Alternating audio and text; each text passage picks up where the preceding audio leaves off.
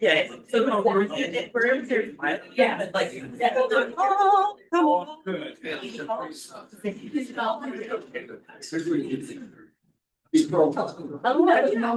I want something.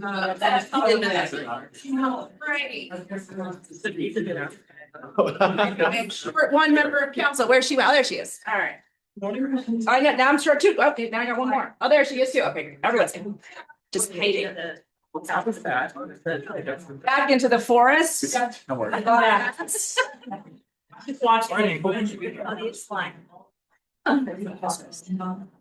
All right. Good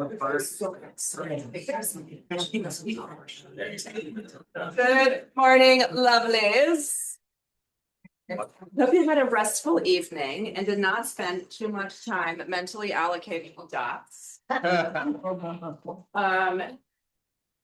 I am so excited for you to hear all the things that staff has been thinking about, because they have been thinking about the things. So a couple of quick reminders, and one super fun, exciting change. Thing one, Nuria is going to kick us off today. She has been visiting with staff, and she will provide for you an overview of staff's preferences and some thinking about some of your preliminary items.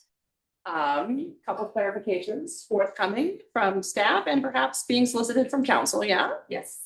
Fantastic. Then we will do the dotting.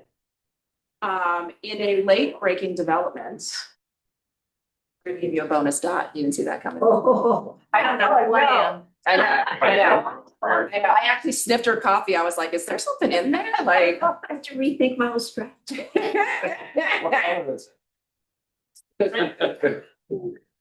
I thought you meant the whiskey that I was, that was in her coffee. I was like, I know whiskey color, man. Like, that's great. That was that question. So we'll do that, but I do think we'll stick with we'll reshuffle the deck every time, just so you can have some variation. We will stick with private dotted. So it'll be 4 rounds instead of 3. And then one just final thing that I meant to put in my email to you yesterday, but forgot, which is I will ask you to not put more than 1 dot on any single item. Since you will be behind the board, you will be on the honor system. So just know, odds will punish you later if you cheat. Yeah. Theory behind that, doing more than 1 dot on that, something you feel passionate.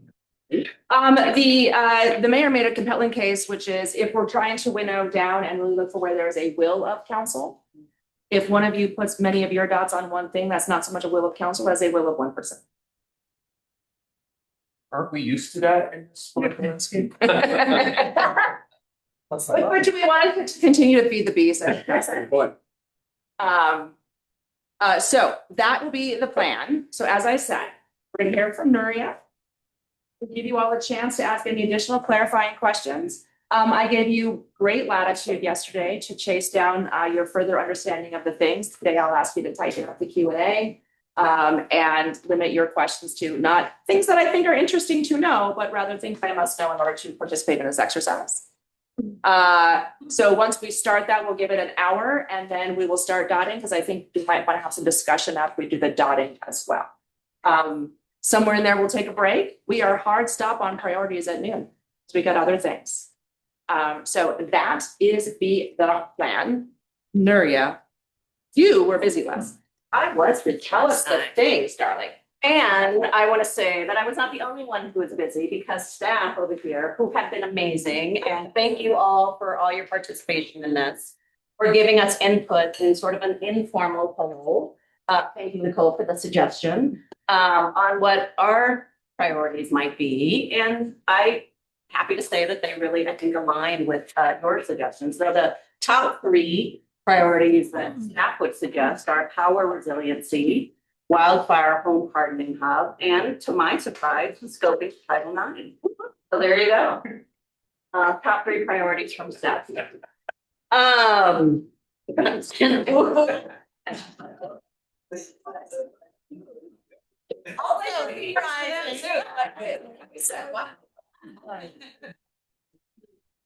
knew it all along. Congratulations.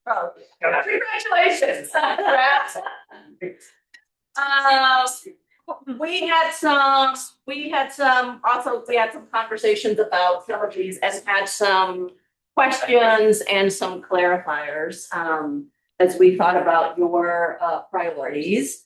And in another surprise move, and I just don't know who I am in 2026. Wait for it. It's a twofer. Oh my God, makes no sense. I do not know. It's like it's- Legal advice. But it's a twofer with a caveat, to be clear. It feels that the cost benefit list of measures for fire adapted communities and the whole wildfire home hardening are closely related, right? With the caveat, and here is the caveat, that as written, the original scope of the cost benefit of priority item is very, very large. If the scoping means what Dan was talking about yesterday, about accelerating the analysis of our existing portfolio of wildfire efforts, which includes impact analysis, cost, status, timing, benefit, developing specific success metrics and targets of the work, then we can absolutely do that in the year. And if we hear along the way new ideas, new stuff, certainly we'll fold that into the mix. We can't possibly think of every benefit, every action, every new scenario in a year's time. So if it is limited to that with those guardrails, then we think that it can be accomplished together in that year. So with that in mind, we think those two can be collapsed. Tina, question. Can we move them together now before she changes her mind? Let's make sure. That's done. We're good.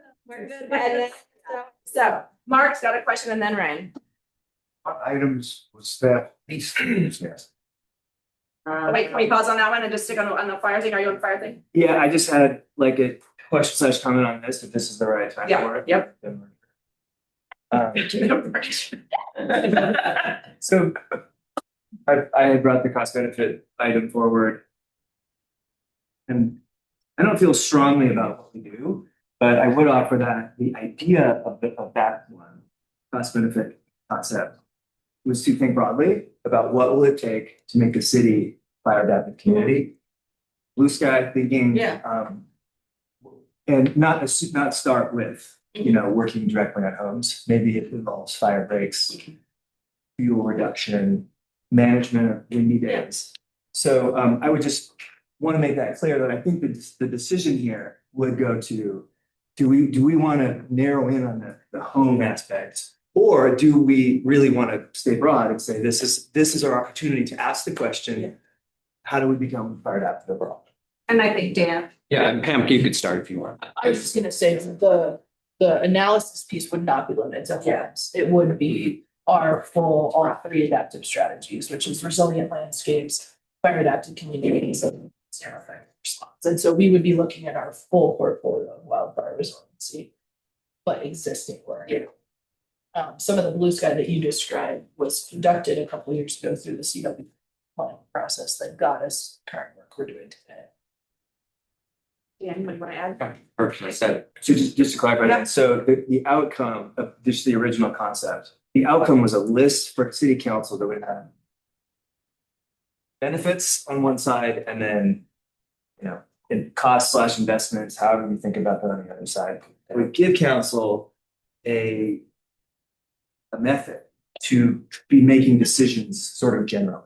So it seems like we'd be narrowing it a bit from that. That would not come from the new merger, which is perhaps fine. But I think, Dan, correct me if I'm wrong, you were thinking already along these lines and had a variety of things, or the team really, I should say, not just Dan.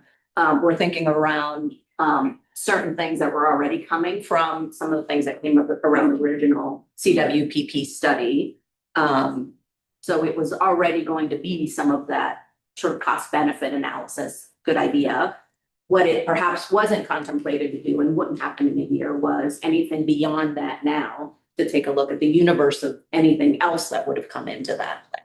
Is that more or less Yeah, correct? yeah. Through this work, though, if we have ideas that we weren't considering that are still that, we would we probably during this effort would make a list of those things, but probably wouldn't do the analysis of new things that that aren't on our minds today. But we certainly would capture we're constantly capturing new ideas.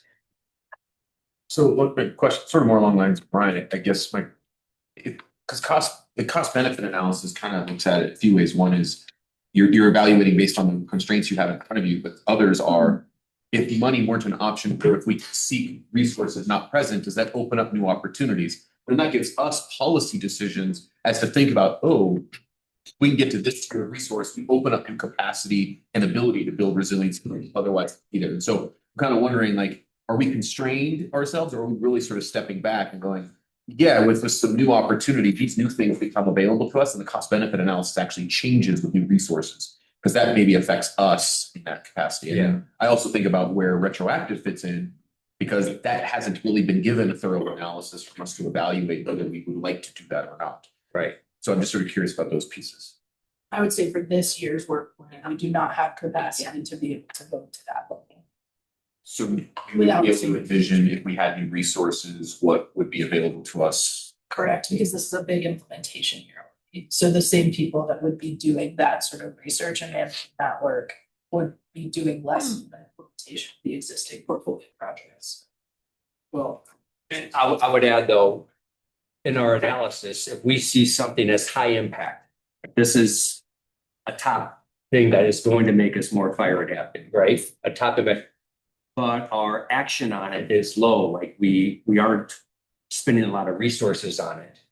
Like this is basic talk, but like that type of analysis, we would be able to come and we would be able to say, you know, certainly if we took resources from a lower impact and put it to a higher impact and increased our investment in that particular strategy, you know, that's a type of stuff where it's going to be illuminating to see, like, are we spending our money on the top priority things? Or is there an opportunity over the coming years to transition from one strategy to another? So we're putting more investment into what we're seeing as highest impact. That's, yeah. So hold on. Ryan, based on what you've heard so far, this was your original idea. Rather than continue this discussion at this time, I'm wondering, are you feeling like this is a talkable item or not a talkable item? I guess I don't feel like it's my decision as much as I would just like council to be aware that the original concept was to give council an informed list of decision-making methods or including direct costs, politics and all of that. I don't feel comfortable answering. Okay, that's fair. Speed round, brief questions, brief answers. Mark. I just want to speak in support of what Ryan said and Matt. Decision maker, we need to know what things cost, particularly in a financially constrained. Right. True. We're supportive. So how many priorities we get depends on their scope. This is kind of expanding the scope of either one slightly. And there will be a So- trade-off. And that was my question. So basically, if we do these together as a pair, it'll change how many of these this year. That's a fun question. Because we think about these. I do not believe if we combine this, it would change how many are feasible this year. And I'm sorry, I stepped in and misunderstood the question. It would not necessarily change this. But this scope, as envisioned, is larger than a one-year priority. And I would likely need to ask the team then, what would have to stop in order to pick this up? Because it would have to, something's got to give. The team cannot pick this up. If not, they would have to stop doing something in order to expand with the vision that you're thinking of. If it's as a tuber. If it, yeah, as a twofer, it's fine. Okay. If it moves forward the way originally scoped, Yeah. then something has to change. Okay. Rob, Would this scope also include maybe taking some parallel things and combining them? Show us some synergistic effects of how the non-built environment and the built environment and interaction, just to give a real clear picture with the council, the community. Yes, it could definitely do that, and it could look at the impact of the synergy versus the impact of the non-synergy too. I'm just thinking of cross-boundary fuels mitigation as an example. You move on both sides of the fence. and what that looks like, and if we accelerated one without the other, or if we accelerated both, or if we kept status quo on both. We could do some potential impact and, of that, of benefit, I guess, right? Okay, thank you. Now I come to Tina's question. Ryan didn't want to answer it on behalf of council, so if all of you must answer it at this time. Show of hands who are, those of you who are comfortable combining these items, understanding that there is a constrained scope that goes along with it for the cost benefit. 1, 2, 3, 4, 5. That is all of you. Fantastic. Okay, great. All right, so that moves wildfire hardening.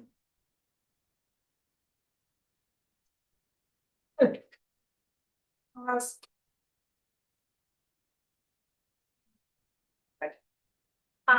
Nadia, I have a you question can just about rewrite it's it. like the operational, I feel like just delineating between the policy and the operational for the implementation hub.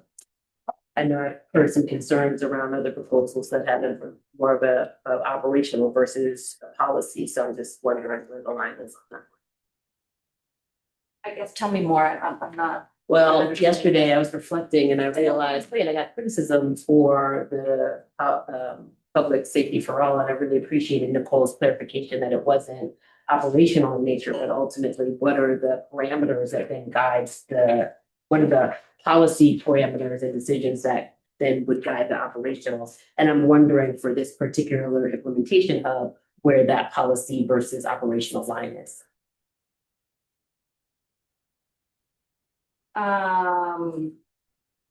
So when I think about the policy and operational, I think of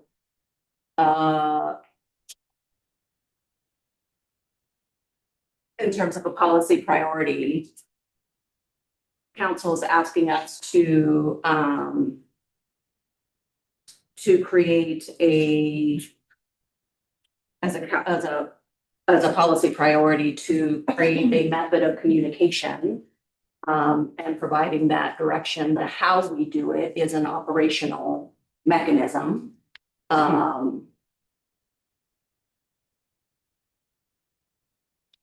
the lifting up of the acceleration of the theme of the topic is similar to some of these other, whether you want to take on a vacancy tax or whether you want to take on. Well, I understand, I'm just saying, Yeah. I've noticed there was some double, standards around. Is it policy or is it not? This isn't a criticism, and it also actually Yeah. lifts up if it is more policy, then it's not as heavy as a lift. For us on council versus if we are trying to make an animation and all that, like. Yeah, the how we do it will be left to staff, right? Which is the operational aspect of it. The what council has asked us to do and what you choose to lift as a priority is part of the prioritization exercise here, right? But the how is left staff. Okay. It seems like the policy decision here would, I'm sorry, I didn't mean to interrupt you. It seems like the policy decision here would largely be around asking staff to carry this out, with respect to the hub. Okay. And then just making a parking lot question for when we get to procedures around just how we do policy or council priority recommendations. It would be great if we had some additional guidance on the difference between policy and operational, with maybe some examples, just so that we're making sure that we are aligned when we are submitting recommendations for those moving forward. Thank you. Okay. Fantastic. You had more things. Yes, I did. As we continue to think about it, yesterday, as you were talking about transit strategy, Ryan, and the desire simply to have this, the conversation that we're having in Boulder County come to council. We believe we can do that. We believe we can do that in the study session. Happy to do that. And if that satisfies the will of council, we can bring that off. So no need to vote. Anyone troubled by that? Okay. Keep going, let's take them all off. You're on a roll, Mary, 2 for 1's taking them off. Well, Well, and we're gonna stop soon. Don't get excited. We wanted to know quick fixes to the form-based code, just wanted to add a little clarity. As you're voting on that. The quick fixes, as Brad was talking about yesterday, would be more the technical fixes that he was discussing in terms of what staff is bringing forward, not necessarily perhaps some of the quick fixes that have been suggested, certainly by a planning board or perhaps others that may have been envisioned, because those would require more time. And I want to be thoughtful too that as you're thinking about taking some of these on, particularly the two PNDS items and the accelerating efforts to address commercial vacancy, those three in particular have some impacts on city attorney's time. And so being thoughtful about what does that look like as you're thinking about your prioritization. Then lastly, just wanting some. Hold on, Nora. You had a question? Oh, I'm sorry. Thank I you. realize that the planning and development set hates the quick fixes thing. I do realize that.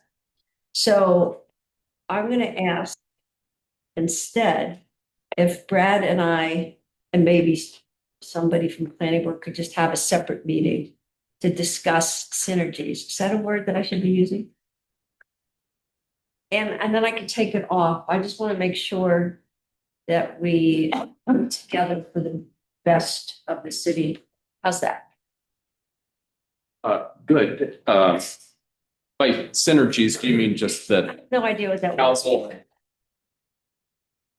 Dang it, so it must be a great one. I don't want to overinterpret it, but do you mean like do you mean just that the council and planning board are like minds in general, or just on this specific issue?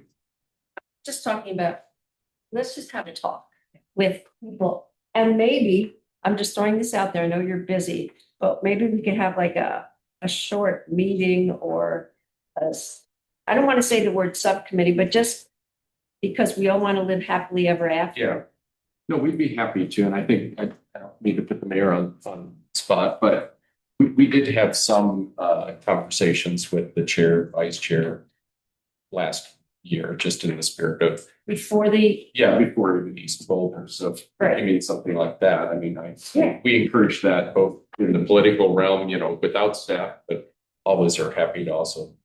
So I was facilitate conversations. So let me say this, right? I will say there's a desire to have fixes to all sorts of things, and certainly form-based code is one of them. And we hear from council, there's a desire to have some fixes to this as well. I know staff has that. If there is not a desire to elevate this as a council priority, and there is some discussion, and I would caution about one council member directing staff, and B, not violating open meeting laws and having multiple council members. So I want to say that. But certainly if there are recommendations from anyone, council members, planning board, or anyone that staff feels makes sense as you're thinking about quick fixes, we can certainly take that at any time of the year. But if it is not a council priority, it could be that if staff is busy and doing other things, and it may not rise. So that is a risk that you take when staff is doing all the other things. So it's a prioritization risk that you take, but certainly open to a conversation, and that's something that everyone can have as we're going through work. Okay, right? And I'll reiterate something I said yesterday too, that we know we need to loop back with planning board after their letter and after that hearing item.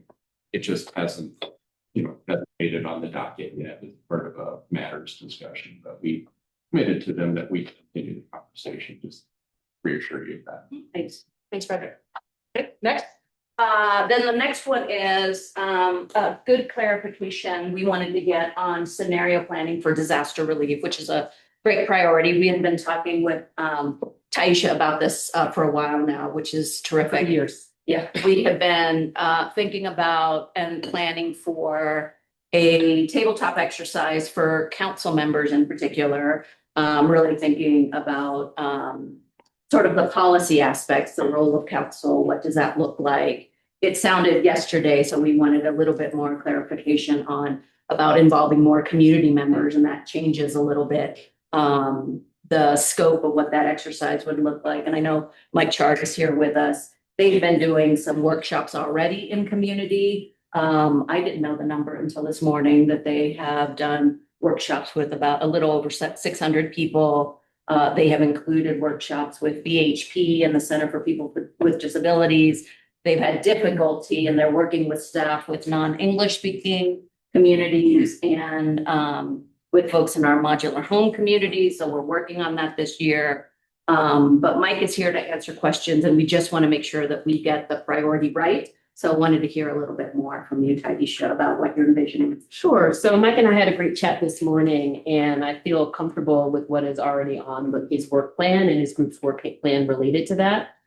Specifically, my areas of concern were around not only just council having conversations, which I'm really grateful that has made it onto this year's work plan, but making sure that English language, people with English as a second language, people with disabilities, which again, that work is already covered. Renters was another area across the socioeconomic spectrum, renters.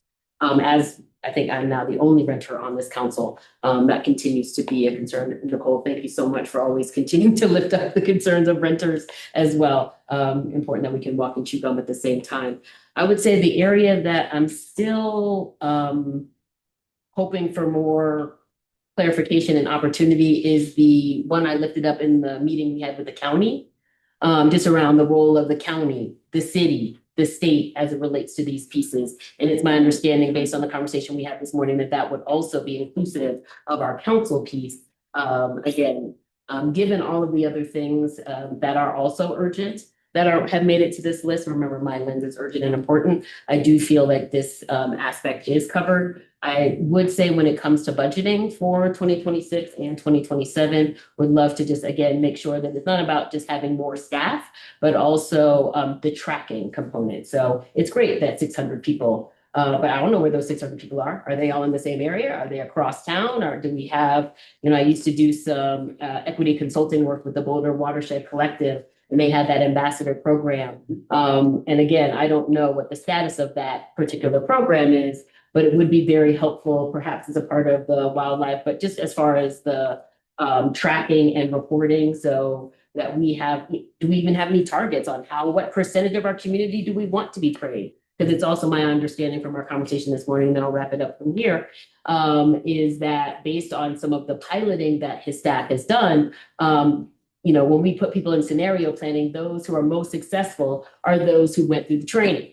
So if we don't track, if we want them to be as successful as possible, we need to make sure that they've been trained and then also have that scenario planning. So again, I'm not sure where that fits in. Perhaps this is something we can even consider in the wildfire response resilience hub component on, the number of trainings and those kinds of things. But certainly is something that I feel comfortable moving that off the list. Thank you. So just to be honest, like taking the priority down because staff's on it. Cool. For now, but I would strongly recommend revisit that. Just to clarify. Unless anybody else. Folders, were you gonna pull the folders? It's not gonna win, so it doesn't matter. We should do a show of hands though, because. I'm fine with doing a show of hands first unless I just didn't. Not that one. Right, so this is why I'm like, slow down, I think it's important. Slow down. So that one back. Put this one. Yeah, yes. Okay, that's not the one we're talking about. But that's the wrong one, anyway, thank you very much. And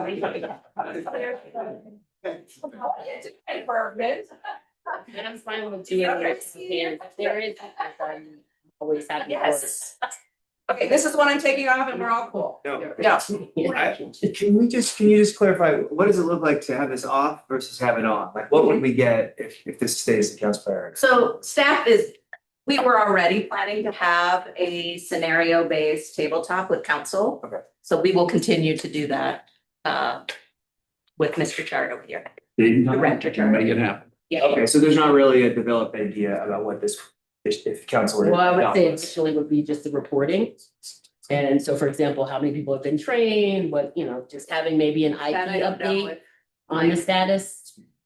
Yeah, I can. So in 25, what I had staff was, we were contacting the community, to your point, was where are people coming from in the community so we could overlay that with our risk areas. Because if we're not bringing in the right folks and we have higher risk areas than others, we need to redevelop our strategies. We found I'd say probably 50-50 success because it was voluntarily asking people where they lived and they didn't want to sort that information into the government system. So that was a barrier. The other things we were tracking was where were people when they came in, and we have a series of questions that Monica Weber, our preparedness specialist, created. So we can actually put some metrics to, or you come into the training and you walk out the training, are we seeing an increase, self-assessment around various topics? And I could get that information for council and for city manager's office to see. And we were seeing some outstanding results. So we have the programs. The content has been dialed in over the last 2-3 years. It seemed, and we've been doing a lot of community feedback in that space. Like, is this working? Is it not? And the metrics are proving that out. So people come in 11%. I don't know what the risks are. They're walking out 89%, feeling like now they know. And do they feel better? So those sort of metrics we're tracking for the folks that are willing to participate in the audit. And we're even looking at going back and trying to hit that a year later, see what's sticking so that we can actually see the investment of time and resources we have. Are we making a difference? Then the next question would be, what's the scale of that around what we can do differently? So I'll stop there. So we're getting probably down in the weeds. Fantastic. So the question then is there a will of council to remove this from the list? If you're comfortable taking this off the list, I need to see a show of hands. Okay, thank you. Okay, we got there. Thanks, right? All right. Thank you. Thank you. All right, then you started whispering about, did you want to do something with form-based code? Is that what happened? Tell me what the whispering was. Someone said, do you want to take it off the list? Right. I can take it off if it's a little bit the council. And the reasoning would be because it's not the original scope that you envisioned, and therefore I'm just practical and it's not gonna have traction because staff doesn't have time of what they do have time for. They said they were gonna do it. okay. Anyone else want to make the case for taking this off the list, or shall I just do a show of hands, or leaving it on the list? I'll take an argument either way, because she's not compelling one way or the other. She's like, yeah, whatever. But anyone want to make a hard case for leave it on or take it off? Yes. I mean, if we take it off, you could move one of them up so that the sticky note isn't hanging off the edge anymore. That is a. Metrical advantages. It's just focus on it that are based on geometry and sticky notes. Based whiteboard.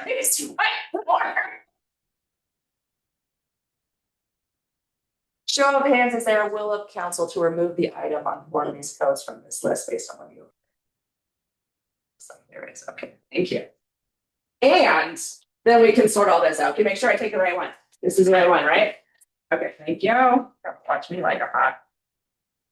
All right, Maria, did you have anything else for council's discussion and consideration based on your thinking and staff's consultation? I do not. I do. You're clear. And certainly staff is at the ready if there are questions that you have, staff. Okay. It's not quite geometrically awesome, but significant. We got some open space, so it kind of fits our requirement. Right. And then I'll center this one just so we can all be feel really good about it visually. How's that? Okay. Anybody else among town? It's still that. Okay, don't sass. All right. So nothing else from staff? No. Okay, fantastic. Council. Your 1 hour discussion time starts now. What you need to know is when discussion stops, you will get a break. When you come back from a break, we will do 4 rounds of dotting. And that means we have at most an hour and 45 minutes to get this one done. So questions, comments, ideas, Mark? Is there a target number of?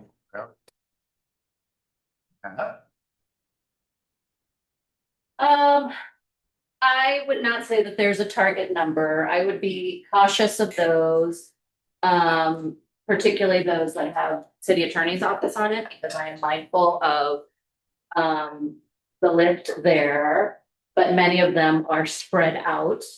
As we move forward, I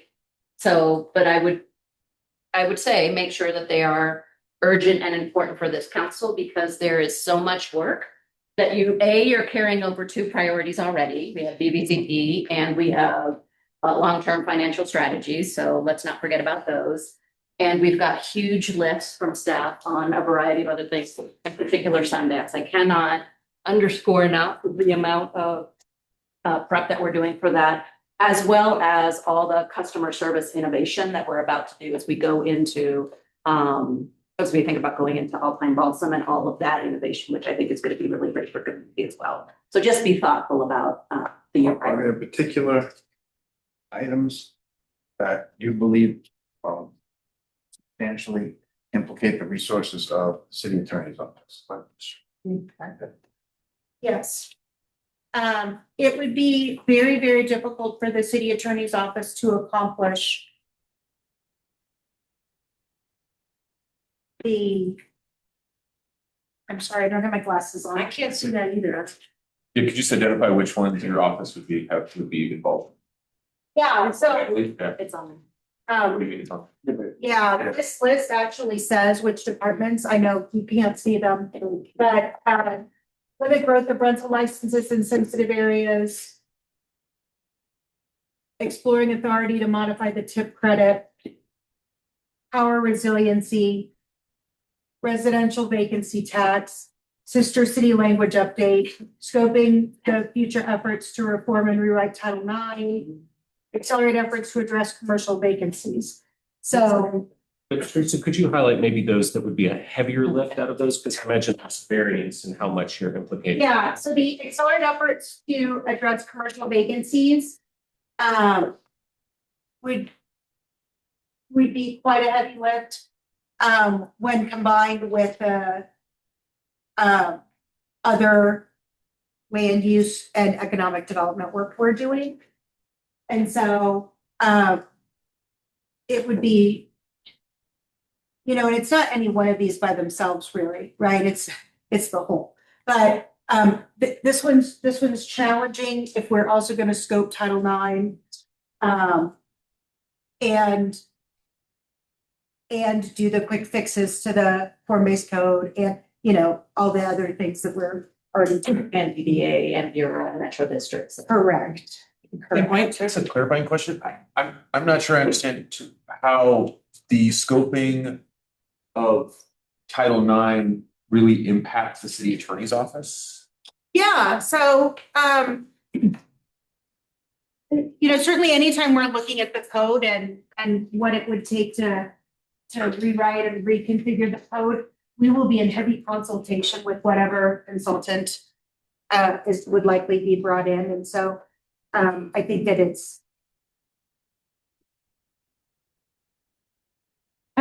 we are the experts on Title IX. Yeah, so And so we will be educating and informing. fair, but it's my understanding that what we're asking staff, the city attorney's office would come in only at the point we decide to start meddling with and understanding what fixes we would make versus the scoping is what are the resources? How long might it take? And consultants we might hire. But we wouldn't be digging into the code, we wouldn't be analyzing the code in any way, we would be setting up the conversation for that to, if you will, the council were to decide in 2027 to then embark on that process. So that's where I'm like, I don't know, so I'm trying to understand that. Yeah. In order to answer those questions, somebody would have to have a deep understanding of Title IX. And so that's necessarily going to involve planning and development services and the city attorney's office. I could just maybe add in, just the way that I've been thinking about this is that by thinking about how you would rewrite that area of code, you would inevitably need the lawyers who have expertise in that area of code to be deeply involved, even in the scoping, not just into practical fixes. Fair, again, I had a different interpretation. Nicole and then Tina. Yes, in thinking about the priorities that carry over, I just had a question because we still have CAN, right, from the first, I don't know, like 3 councils ago. So I was just wondering, is that still something that, how does that fit into that stuff already going? I would say with CAN, Can you remind me what that is? Because I the forgot. core arterial network. Thank you. Yep. Transportation. I would say with CAN, we are a bit limited there without federal dollars. So we will have, and Blythe, correct me if I'm wrong. We have some projects that will be designed, but we will not be doing implementation until we get some federal dollars under our belt. So the work there will be more minimal, correct? So sort of paused until Yes. we get more, okay. And then my other question was, I just wanted to understand a little bit more, it's surprising to me that Title IX came up as, one that staff has again. Surprising to me. Also. You're in good company. So it's interesting. And I was just wondering if you could speak a little bit more to, I am worried about things that interfere with the BVCP completion. And it seemed like when we were talking yesterday that it was something that was a big enough lift that it was going to potentially conflict. And so I just was wondering for a little bit more clarity. there. My understanding, and Brad, correct me if I'm wrong, that the intent is to do the scoping at Q3 or Q4 after the BVCP. Okay, but that is. Is that correct? And there's nothing else that would have been kind of coming up that this is based on outside of it. I expected you did not, sorry, 6 months vacation after. Is there anything that would have been knocked out but for this? Is there anything that would be Quarter delayed? one, for example. Possibly, because one of the things we're gonna do immediately after the comp plan gets updated is start to brainstorm what implementation looks like, which could be embarking on sub-community planning processes.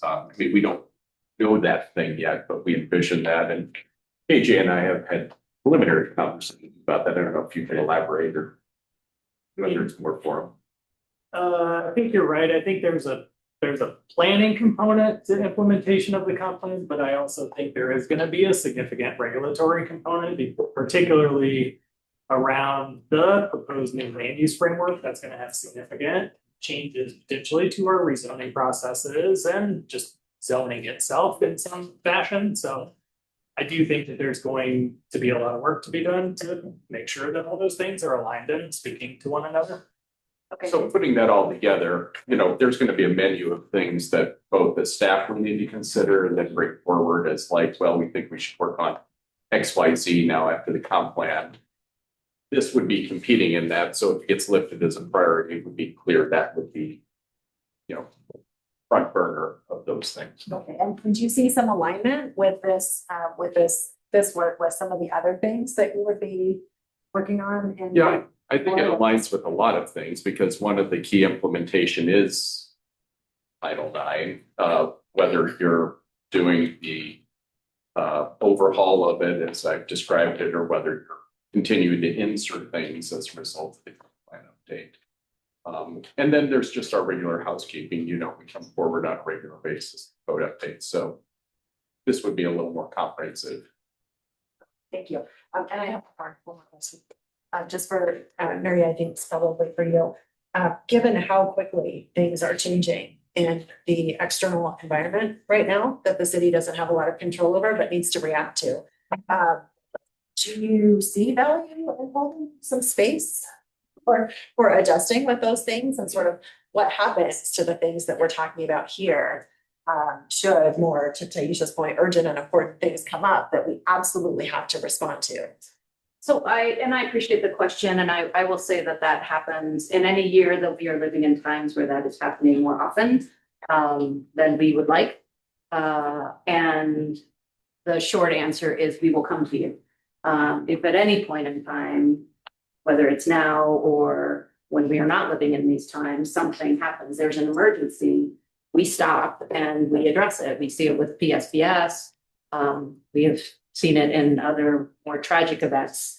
We will stop and address the crisis of the moment. And if there is something that impedes us moving forward with our regular work or your priorities, we will honestly come to you and share that as transparently as we can. But in the meantime, we move forward. And the work plan that we have, as we talked about and shared with you, includes some of those thoughts that we're having in terms of anticipating and some flexibility. We have teams, for example, thinking about federal funding and then to adjust. We have teams that are thinking about how do we meet with community with talking about social safety nets. Our HHS team, our to the attorney's office who supports HHS. I mean, there are various people who are already in community thinking about that. So we have built some of that into our work plan. But if something comes up that needs us to pause, we will come to you, we will come to community. You know? And then Mark.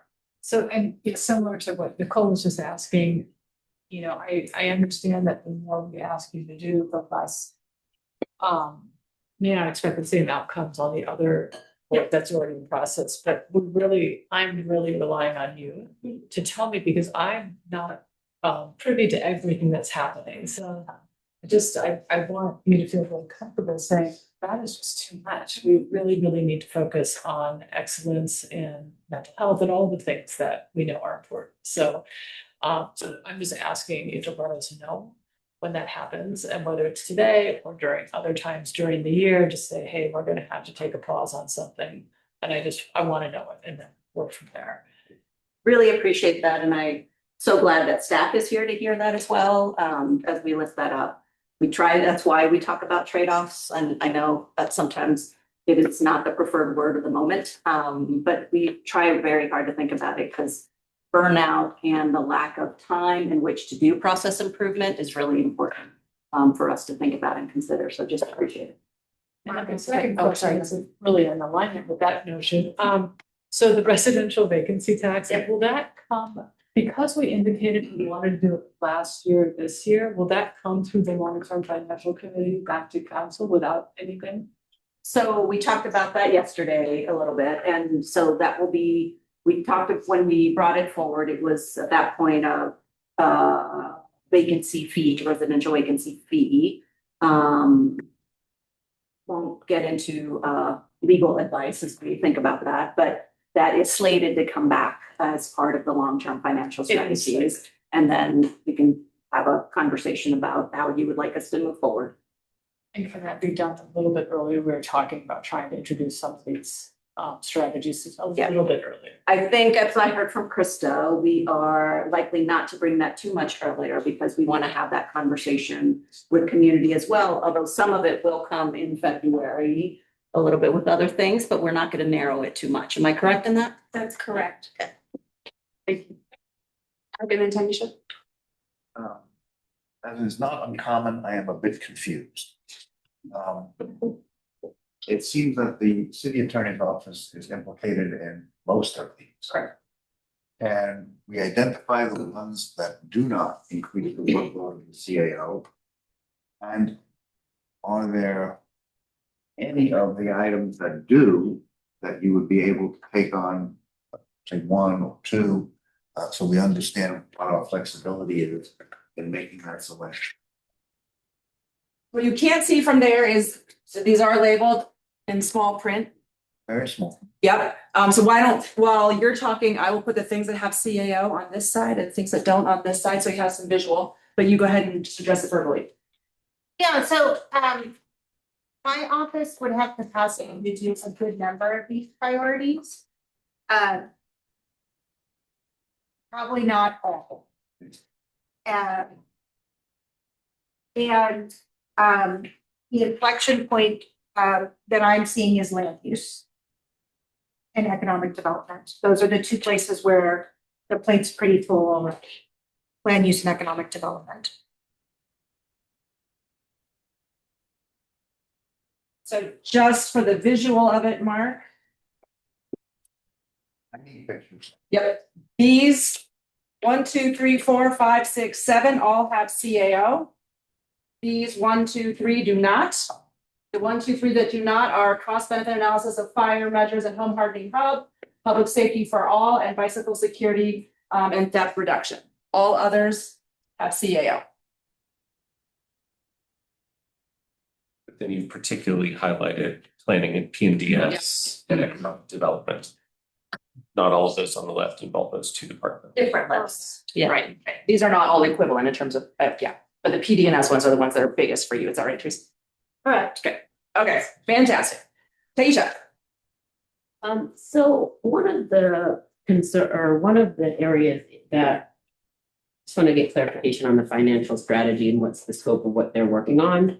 I'm especially concerned about FEMA not reimbursing us and just the impact that that could have. Is that a part of that long-term financial strategy?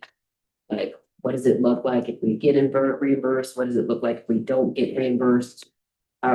We also had a conversation during budgeting time around getting some criteria or guidance on when, or agreement on when we would want to tap into our reserves. So I just wanted to get some clarification on that financial strategy, the scope of that as it moves to the next year. So reimbursement by FEMA has not been necessarily a topic of conversation in long-term financial strategies. Though certainly something we talk about in terms of budget and what do we need to do. And in fact, some of it that we even talked to with Mike is we're thinking about what does that look like and disasters are declared.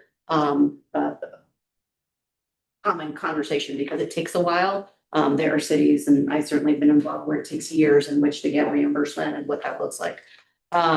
In terms of the scope of long-term financial strategy, and we have a charter for that as well, is really thinking about how do we stabilize the financial footing, how do we diversify the sources of the revenues that we are getting, and how do we think of additional strategies to get revenues streams into the city.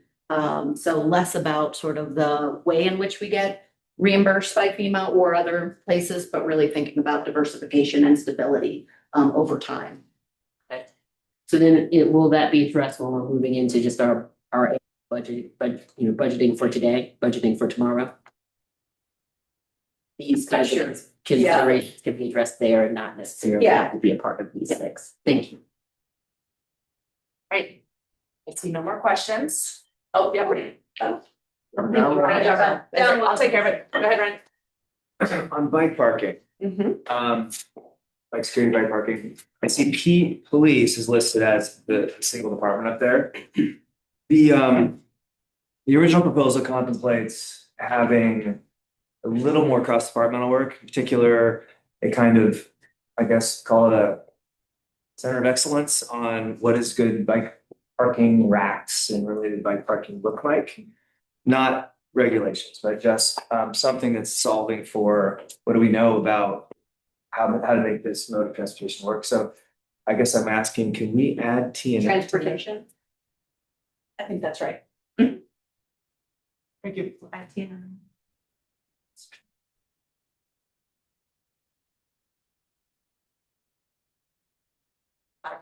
No, thank you. So you gotta watch me. What am I adding? TNM. T and M. Okay, great. All right, anybody else? Tina? I don't think this is a good question, but But here I go. for the bike safety, I'm noticing that it's the only priority with those two departments, and there's no other priority with those two departments. Does that put it in its own priority category as sort of a, like, it gets us, we get an extra one if it doesn't? Yeah. It's still needing to be done, and they still have a truckload of work to do. Listening. Good try though. I was a little worried that Mary got replaced. Yeah. I know.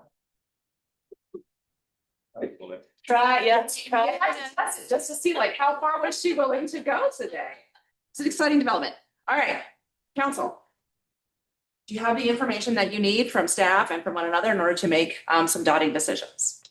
Maria, council has removed 3 items from their list. Does that mean that they should probably only have 3 dots, or do you want to still give them 4 dots? Oh, I would love just to give them 3, but let's go with 4. Oh, 4 it is. All right.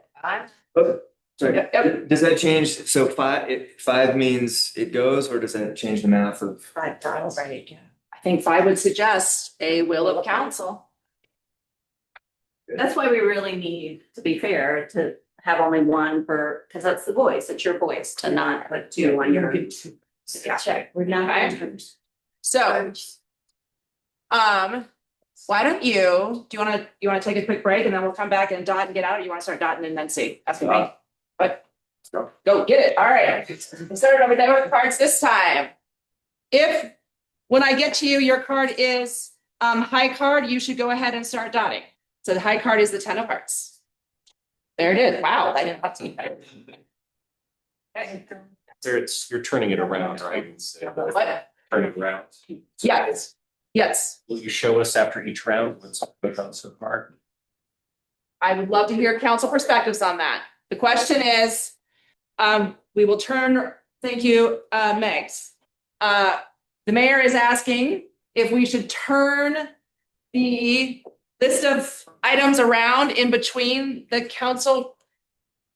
Why do I only have, who took a card home? I inadvertently stole 8 home.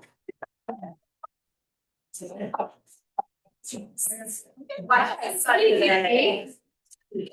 look like such a nice man, but you gotta watch this one. On his face, and yet we see.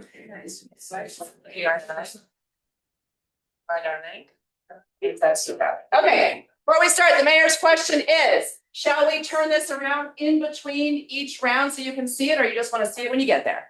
Gotta get there. Just hold it. Hold All it. right, okay, 10 of hearts. 1 dot. That's what I said, but you know, I know, when I did this. Come on, we have to hold the left one. Yeah. We got 4 rounds, so we're just gonna go like up, down, up, down. I'm gonna collect the cards after each one. And now Nuria is rethinking your 4th dot. No, the math may not work now, because Do it. now we have removed things, and so the math may not work. We're gonna do the math. Yeah. Do the math thing. Can't take my dots back. It does that. Okay, Aaron, you're the 8. All right. We'll see where we are after.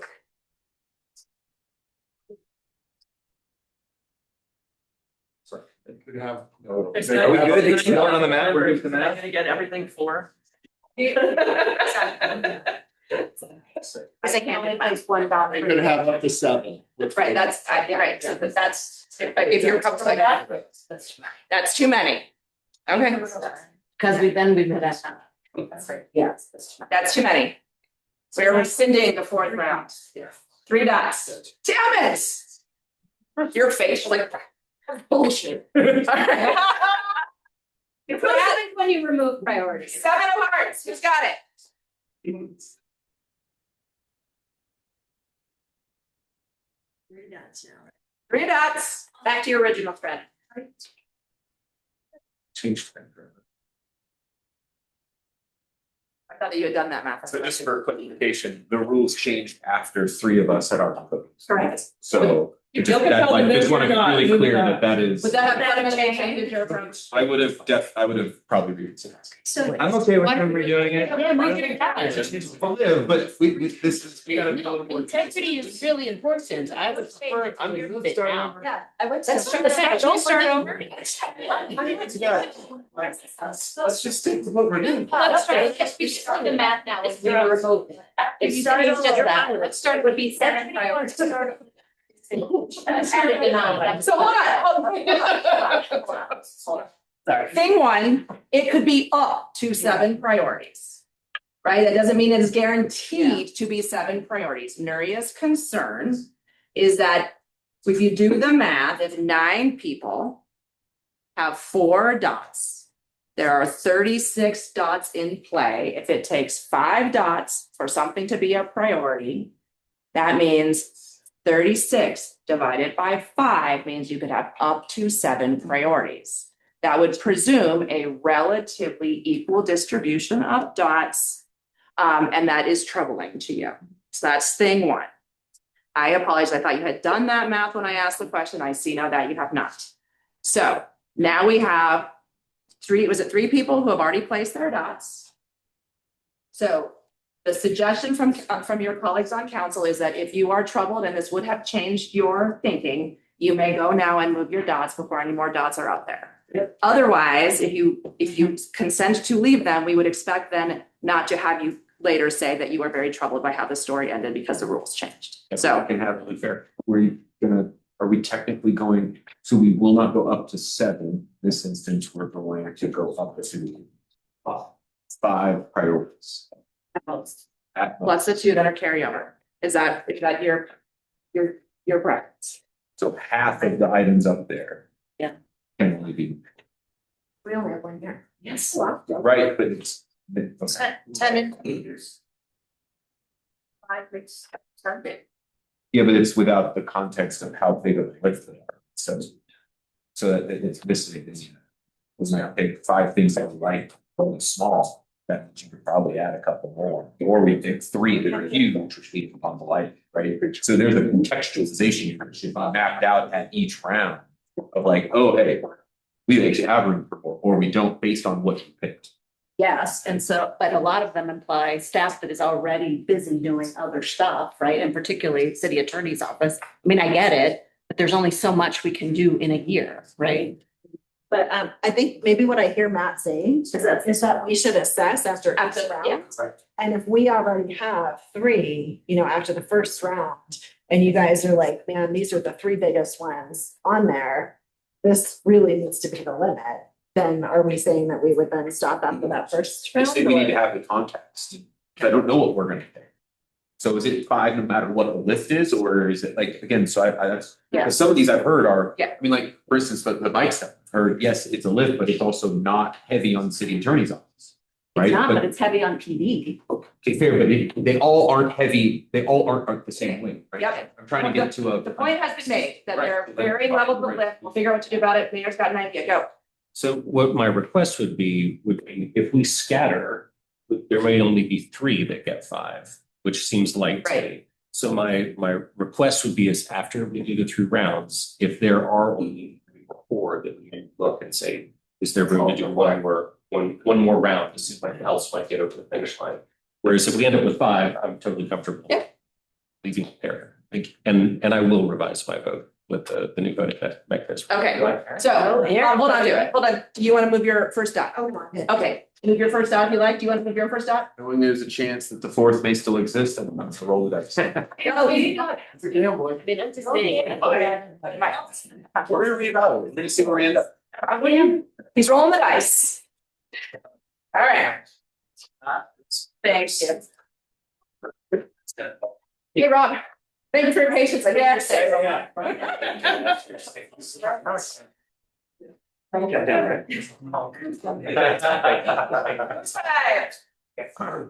Oh, big.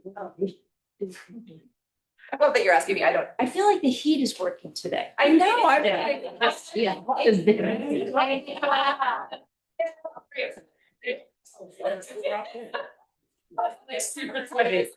Didn't bring another shirt. It's so cold yesterday.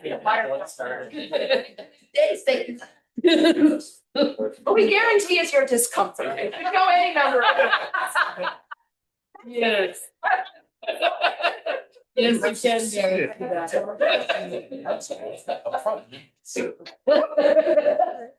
All right, 4. You're 4, right? Okay. Who to 3? Me. Fantastic.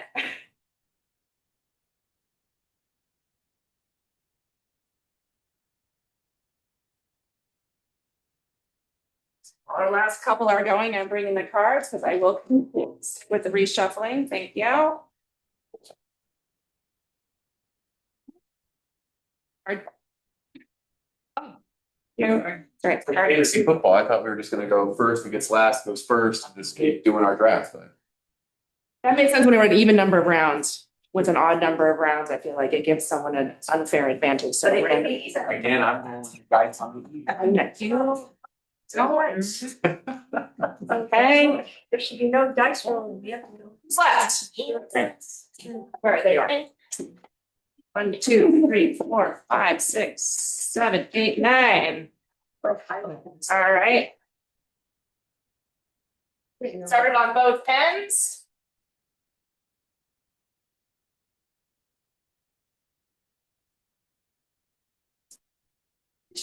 Yeah.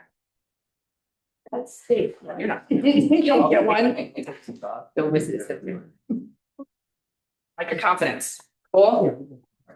I use your card. I think. Yes, ma'am. Oh, my God. So, read that your job.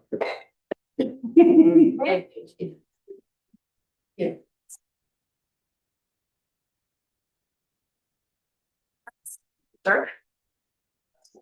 Other, sir? Thank you. Yeah. Same. Good. Okay. Ten of hearts, who's got it? Wait, who's first? 10. Eat my ball. Randomizing, high card goes every time. Hit it.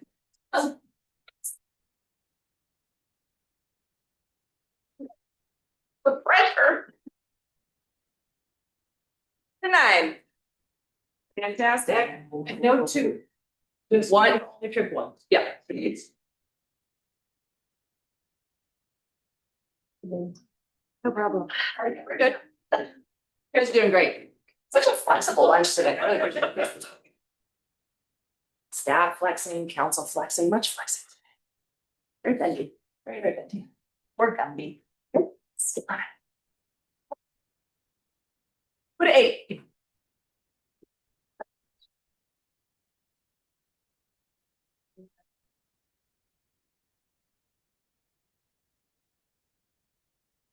Put 7.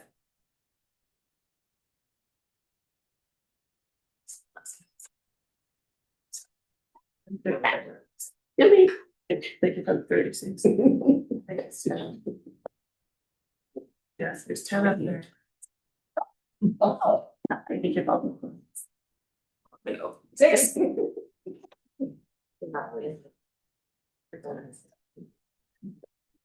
registered.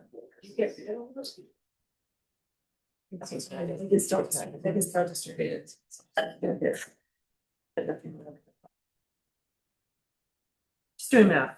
Just doing math. That's somebody's doing. 5. Just trying to see if they're cooking the books over here. Do what? I was trying to see if they could pick the books up from the card, so to speak. 4.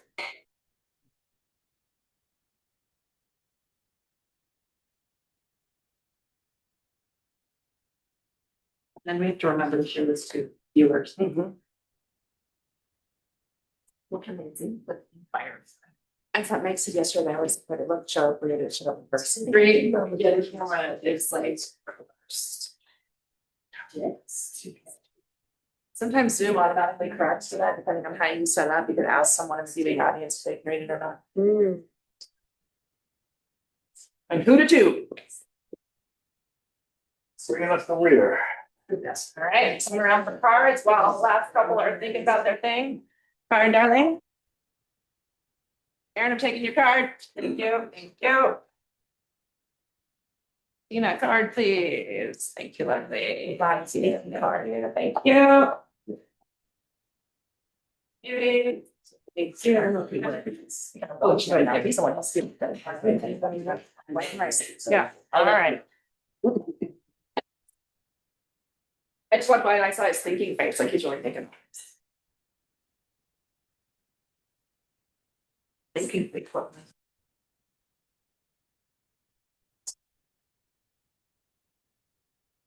Started using it fine. No, it's interesting to how smart you are. School person. Loves it. Does look. Mr. Smith. You look versus. All right, potentially last round. I saw it, can you mix it, because I saw everything and I don't want to cheat. By the time it comes to you, I'm gonna be talking about Yeah, you're gonna be stuck. You're last, so. Doesn't matter. If you do remember what were Thanks. That one, black top. I said, if you do remember by the time it comes back. That's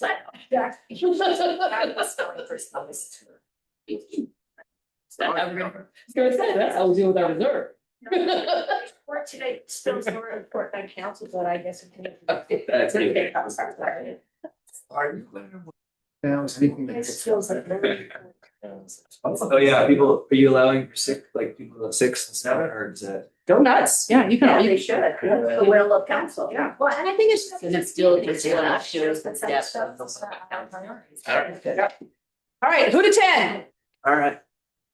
Who 10? Thin Weaver is last. All right.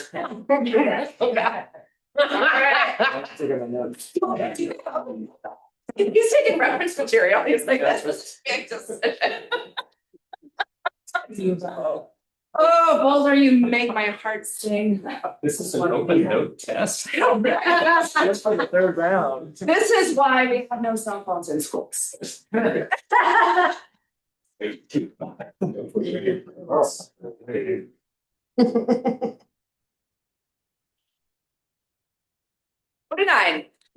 Nine up. Go.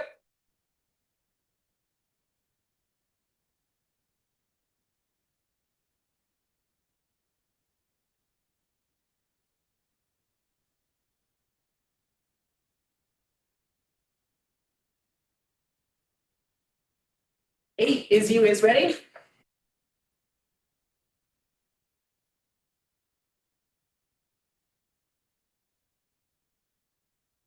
What's great is council now knows more than any of the rest of us. Like they know. But they know more than we do. Like I haven't even peeked. Seven. Is killing us. We shall persevere.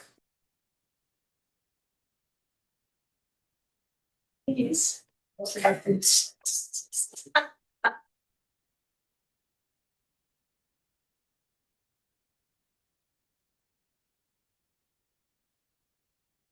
You can't double vote, right? Correct. One dot per on our system. Dot gods are watching, even though I am not. Yeah, we're finishing it up.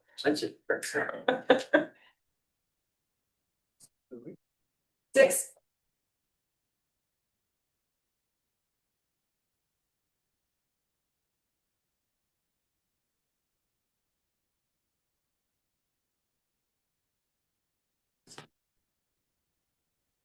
Drinks. 2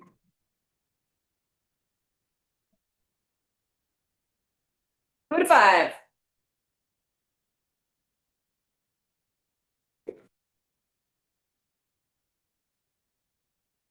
You like to whisper. Have I ever been able to stop you from whispering? In all the years I've been. This meeting, you can actually say whatever you want.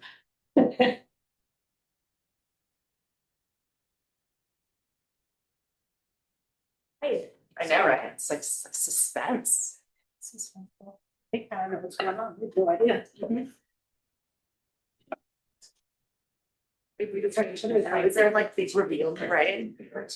Other than just me singing random stuff. 4. Yeah, Oh, so Maeve's gonna get the Last word. last dot on the first. Oh, we said that's that.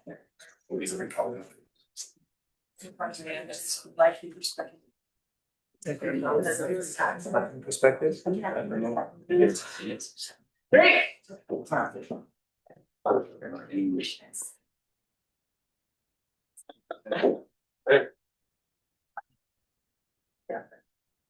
Not just take a picture while I was doing a sassy dance. Fantastic video. I mean, t-shirts for my children, they love that stuff. Let's cut on film. Well, yeah, only the backside of it, which honestly, it's already a bad sign. Those poor people have been looking at my backside every day. I'm sad for everyone's fault.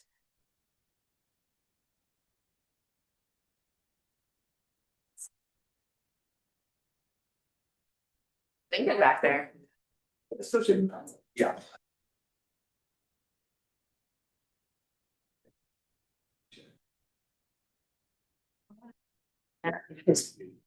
Taking a bet. What do you think? Is he moving down?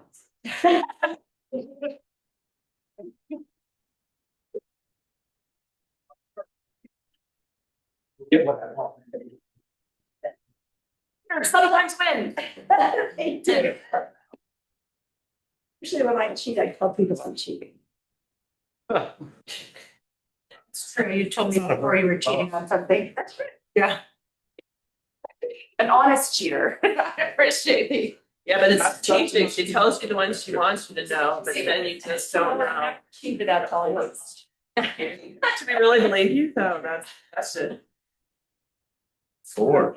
When I play Scrabble with my son-in-law, I tell him, by the way, I sent you my phone to look up words.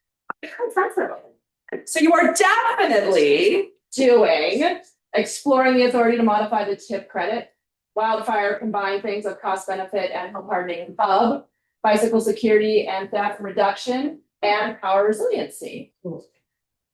Okay? Nuria and Teresa.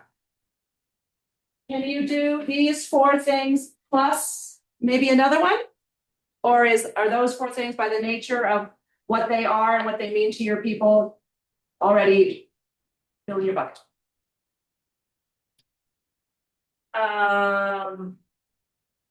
Teresa, correct me if I'm wrong. We could probably do one more, provided it is not, sort of in the economic, I think you're concerned about the accelerating efforts to address commercial vacancy, which has only got one done. Correct. So you could do one more as long as it isn't this one? Everyone hearing that? Can we take that one off so we don't get confused? Well, you can still. Mhm. That's right. Yeah. So just to summarize, city manager and city attorney have said of the remaining items, they can do one more as long as it is not the commercial vacancy item, because that is too much burden for the already incumbent apartments. Okay? So what's left? Okay. I just can't read it. Yep, what's left is limit the growth of rental licenses in sensitive areas, which presently has 0 dots. Residential vacancy tax has 1 dot. Public safety for all has 1 dot. Sister city language update has 0 dots.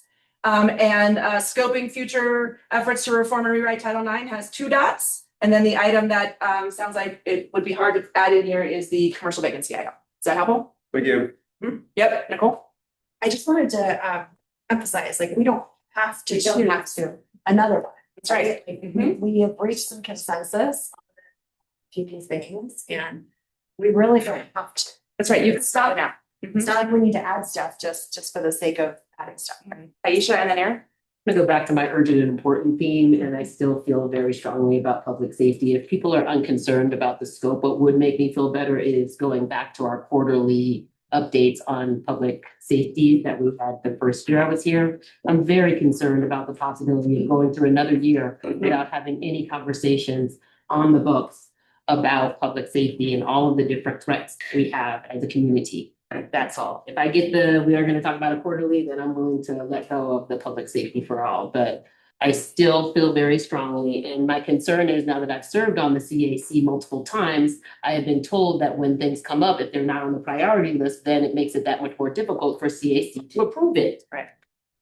Yeah. Are you any thoughts on quarterly updates? Is that in and of itself would be a lift, or is that? So I don't want IP, I want having a conversation and being able to talk to. So part of it is, I will say that there's used to happen, we can certainly make those happen again. But council had asked us to prioritize items that were on the agenda.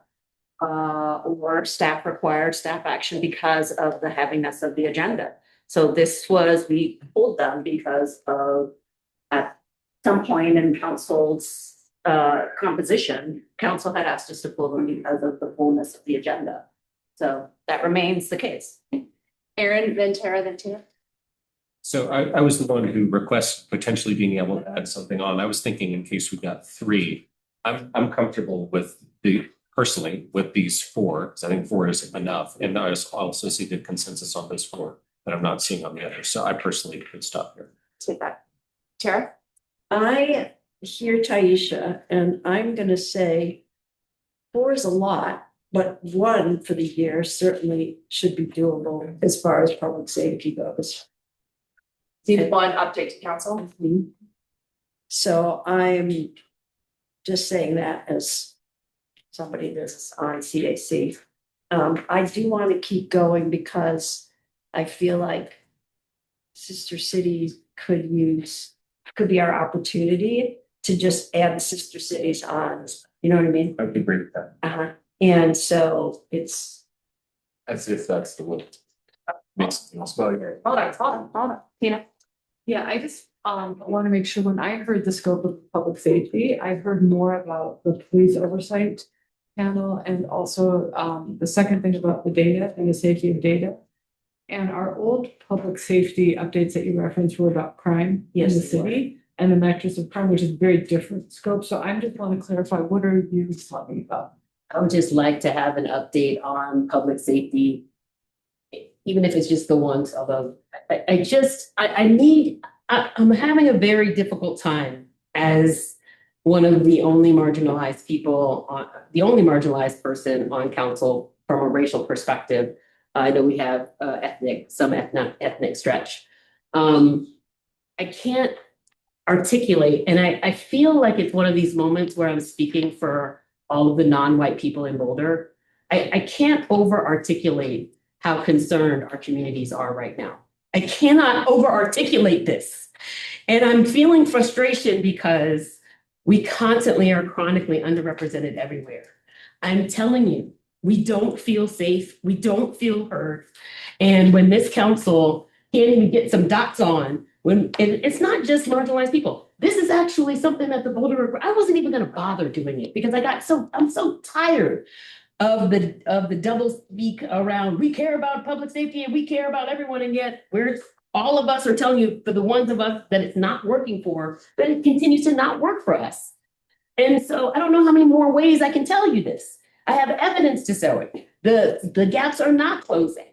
And so at the very least, by having our eyeballs, it lets our community know that we are looking at it, we are talking about it. And so what I would expect is actually having an update from the police department, having an update from the Boulder Police Oversight Panel, having an update from the independent monitor, and having an update from the court. I don't think that those should be separated. I think we should have a public safety update.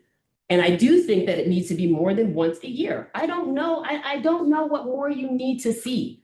It is already escalated into now white people actually getting killed indiscriminately. And those tend to be white abolitionists. But my larger point is there is significant denial on the spread of the violence that is happening in our country.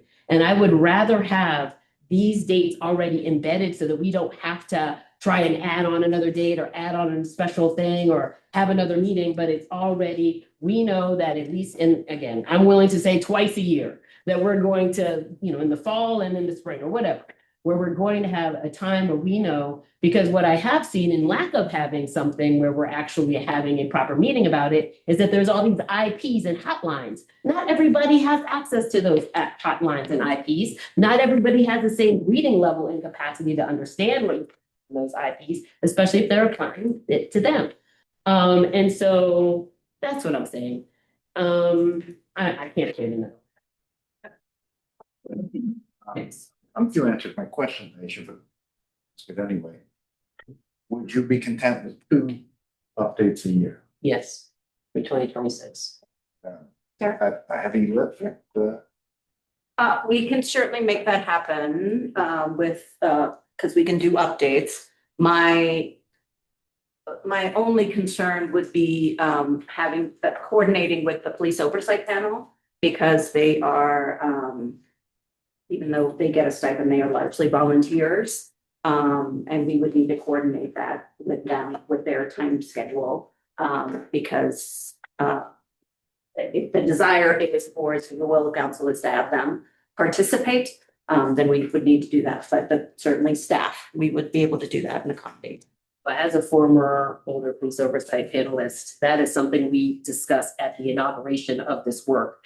And when I left that panel, that was one of the main concerns, is that we were not having audience with the council about what was going on. And although we appreciated the efforts from the city managers, the city attorney's office, et cetera, ultimately, that neither of those positions are elected.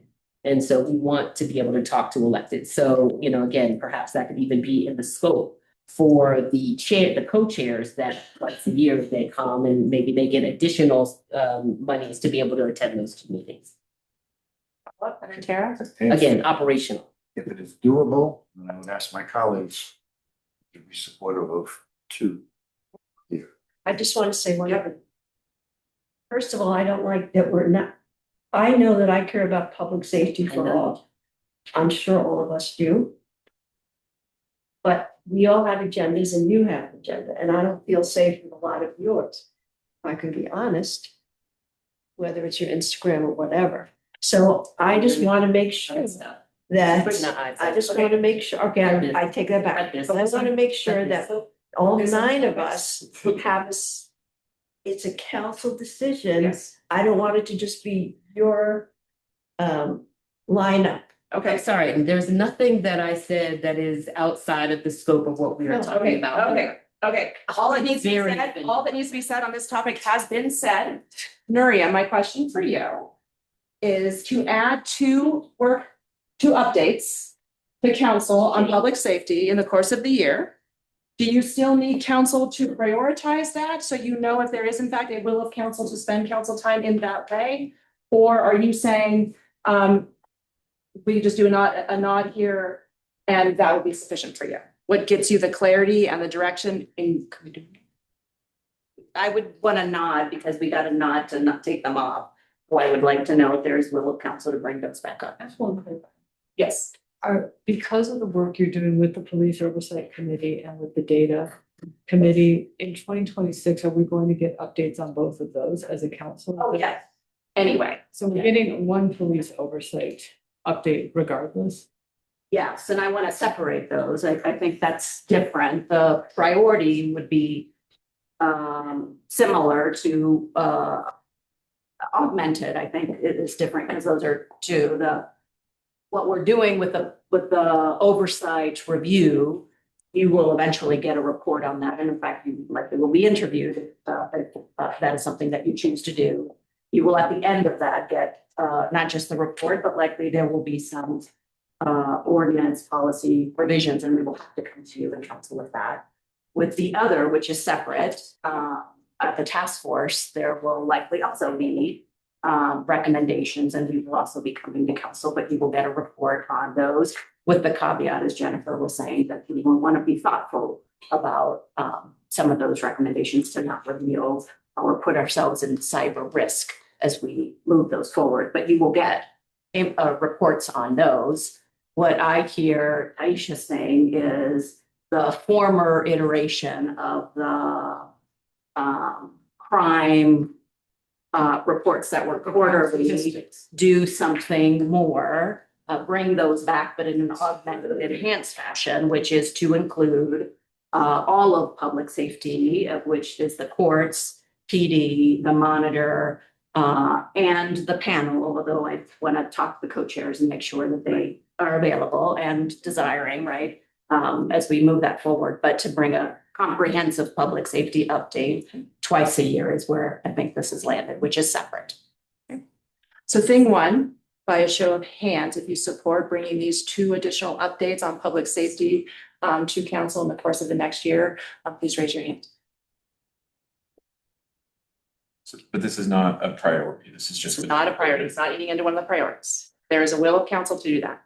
May I make a comment? Yes. I would just say with the caveat that, Mary, I would look to you all operationally to design those, right? That think about what that holistic look looks like. So I would want to leave that to staff's discretion.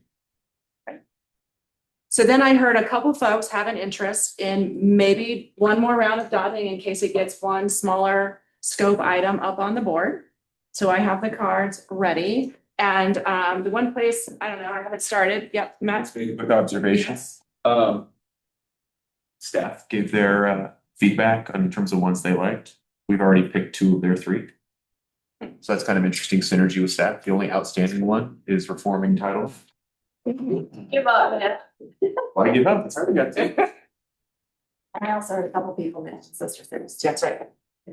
Oh, I heard that too, Nicole.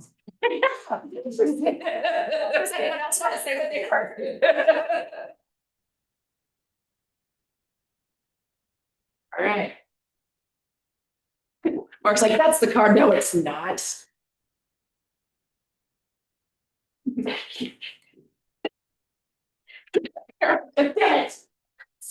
All right, who got a 10? 10 hearts. I did it again. Yeah. Think of it as being a leader, Tara. Turns out it board around. Round. Oh shit, yes, you. All right, I'm so professional. Oh, Trat, I will do that now, sir. Oh, heck. Great, 9. Speed round, 9. Someone has the 9. Surely there is the 9 of hearts somewhere. Someone has it? Right.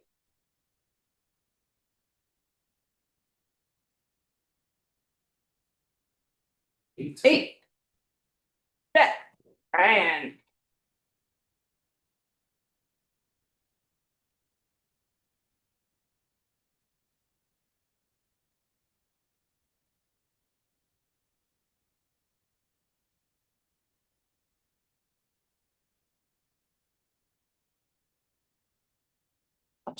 King. 7.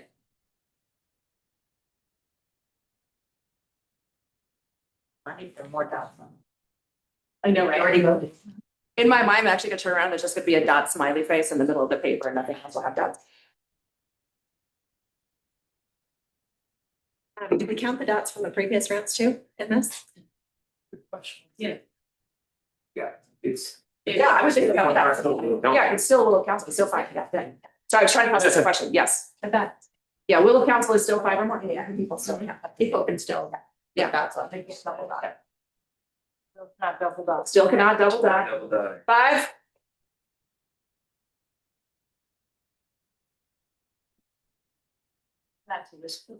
Remember the old prices, right? Like they would, say, come on, yeah. You're like, that's me. You're like, oh, I need 5.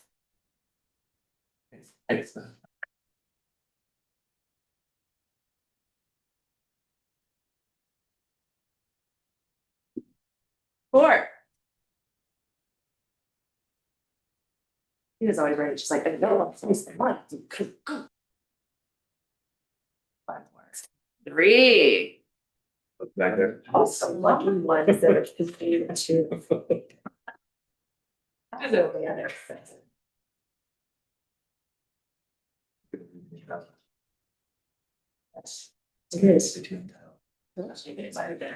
right, last one.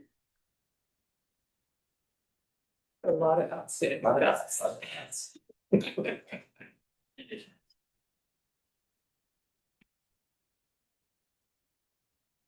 It's a big cast.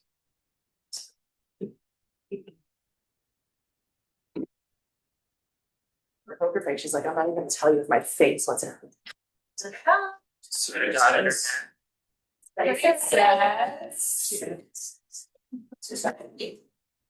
Sister City, 2, 4, 6 of you added dots, Sister City. All right.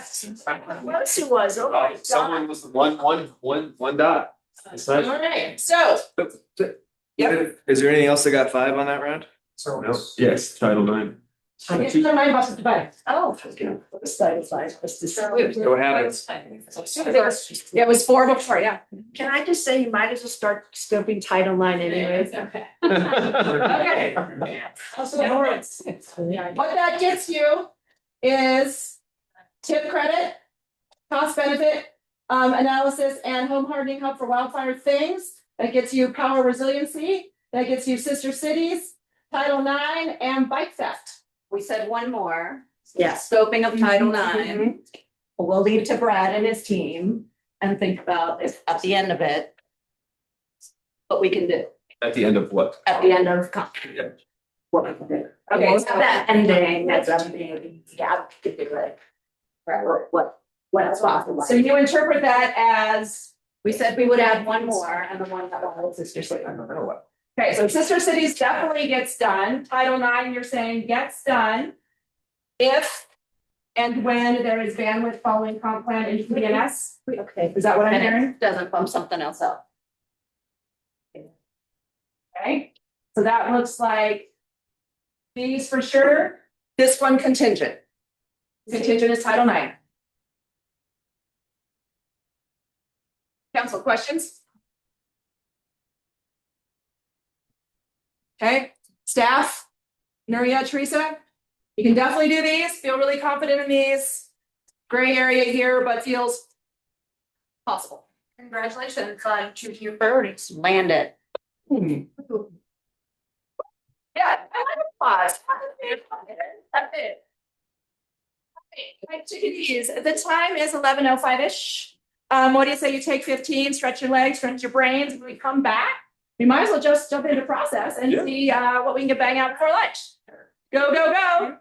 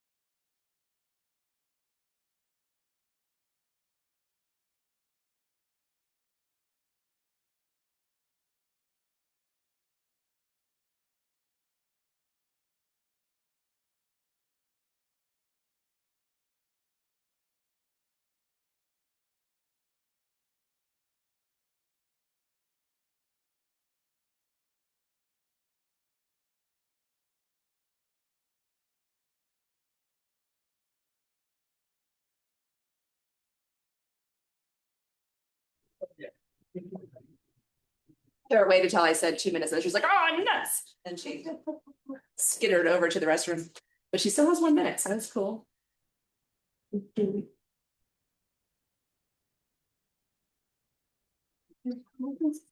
I like to watch the progression of like drinks and plates over the course of these things. Like, the people are like, well, we're midway through the morning. It's almost lunchtime. We'll have a giant muffin. Right. Right, as you were speaking. That is coming. I was like, wow, that showed up when we were away. That's fun. Those things are huge. They're delicious. But you know what? You're not gonna be as sleepy later because you're like, oh, I'm so awake on sugar. It's gonna be great. Tell the crash. Tell the crash, but we're gonna like work by time it, right? Right. Now I see, right? Okay. Mayor's got a muffin. Okay. If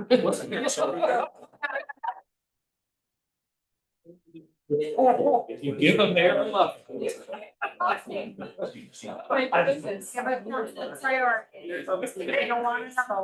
So many people do not understand what that book is actually about if you give a gossip cookie. Like, oh, actually, that's just being like giving kids treats and stuff like that. No, that is not what that book is about, man. Read that again. All right. Then they almost have Give a Pig a Pancake, it's the sequel, which is to reinforce the investigations. Right? And then Give a Mayor a Muffin it completes the trilogy, and here we are. All right. Technically vodka though, not really a vodka. It is about. It's vodka. Yes, it's. Well, give the Bronco vodka. Okay, I had to rename my book. Give the Bronco vodka. Okay.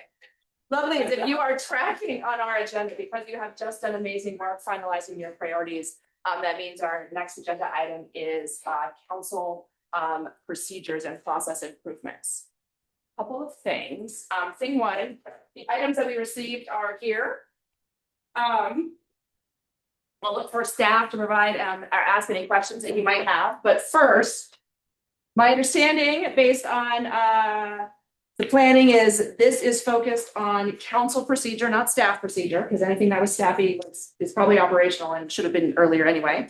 And if you have one, we did. So if you have any clarifying questions or if we have anything out there that's not in the right bucket, you'll let us know. So do you just want to pick and choose or you want to go through them one by one?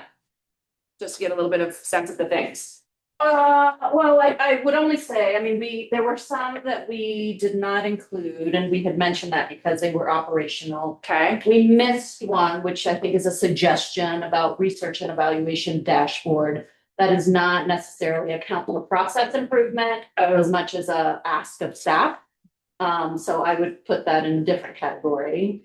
The other ones are council process improvements. Okay.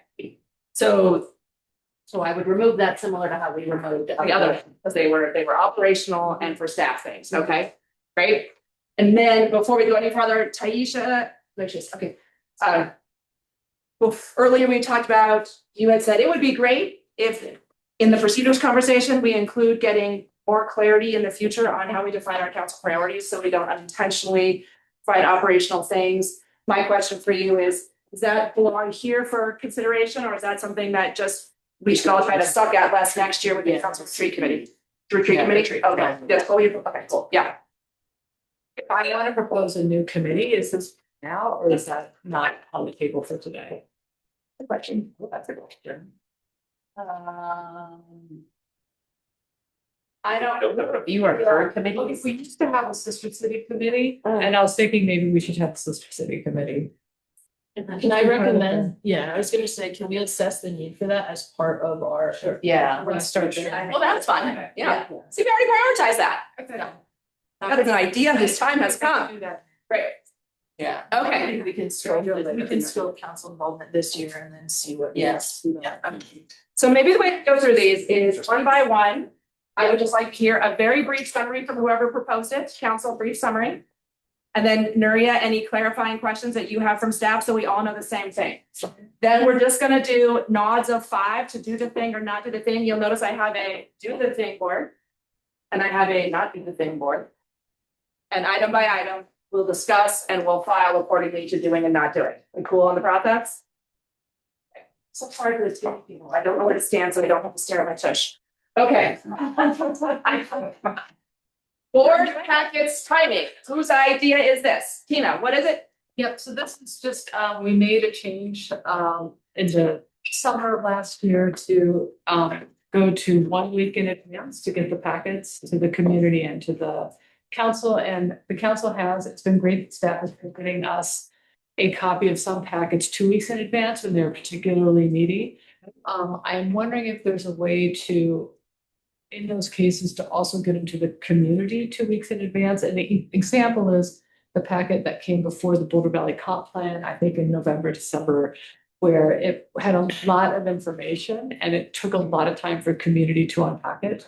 And unfortunately, it's very subjective which ones would come 2 weeks before versus 1 week, but just thinking about it, when you know it's a big one, maybe giving people a little extra time, particularly if it's around an active time like Thanksgiving or something like that. So. Yes. Let me get this right. You're not necessarily saying move up the entire place of holding that. You're suggesting the way we sort of were trickling out information to council, do it in a venue that's easily accessible for the public as well. Correct. So if we need it early, I think the community does. So this says board packets timing. Really helpful. Yeah, what we're really talking about here is I think it's sort of item specific in. council packet timing, like, can I paraphrase this as juicy packets go to the council and community early, same timing or something?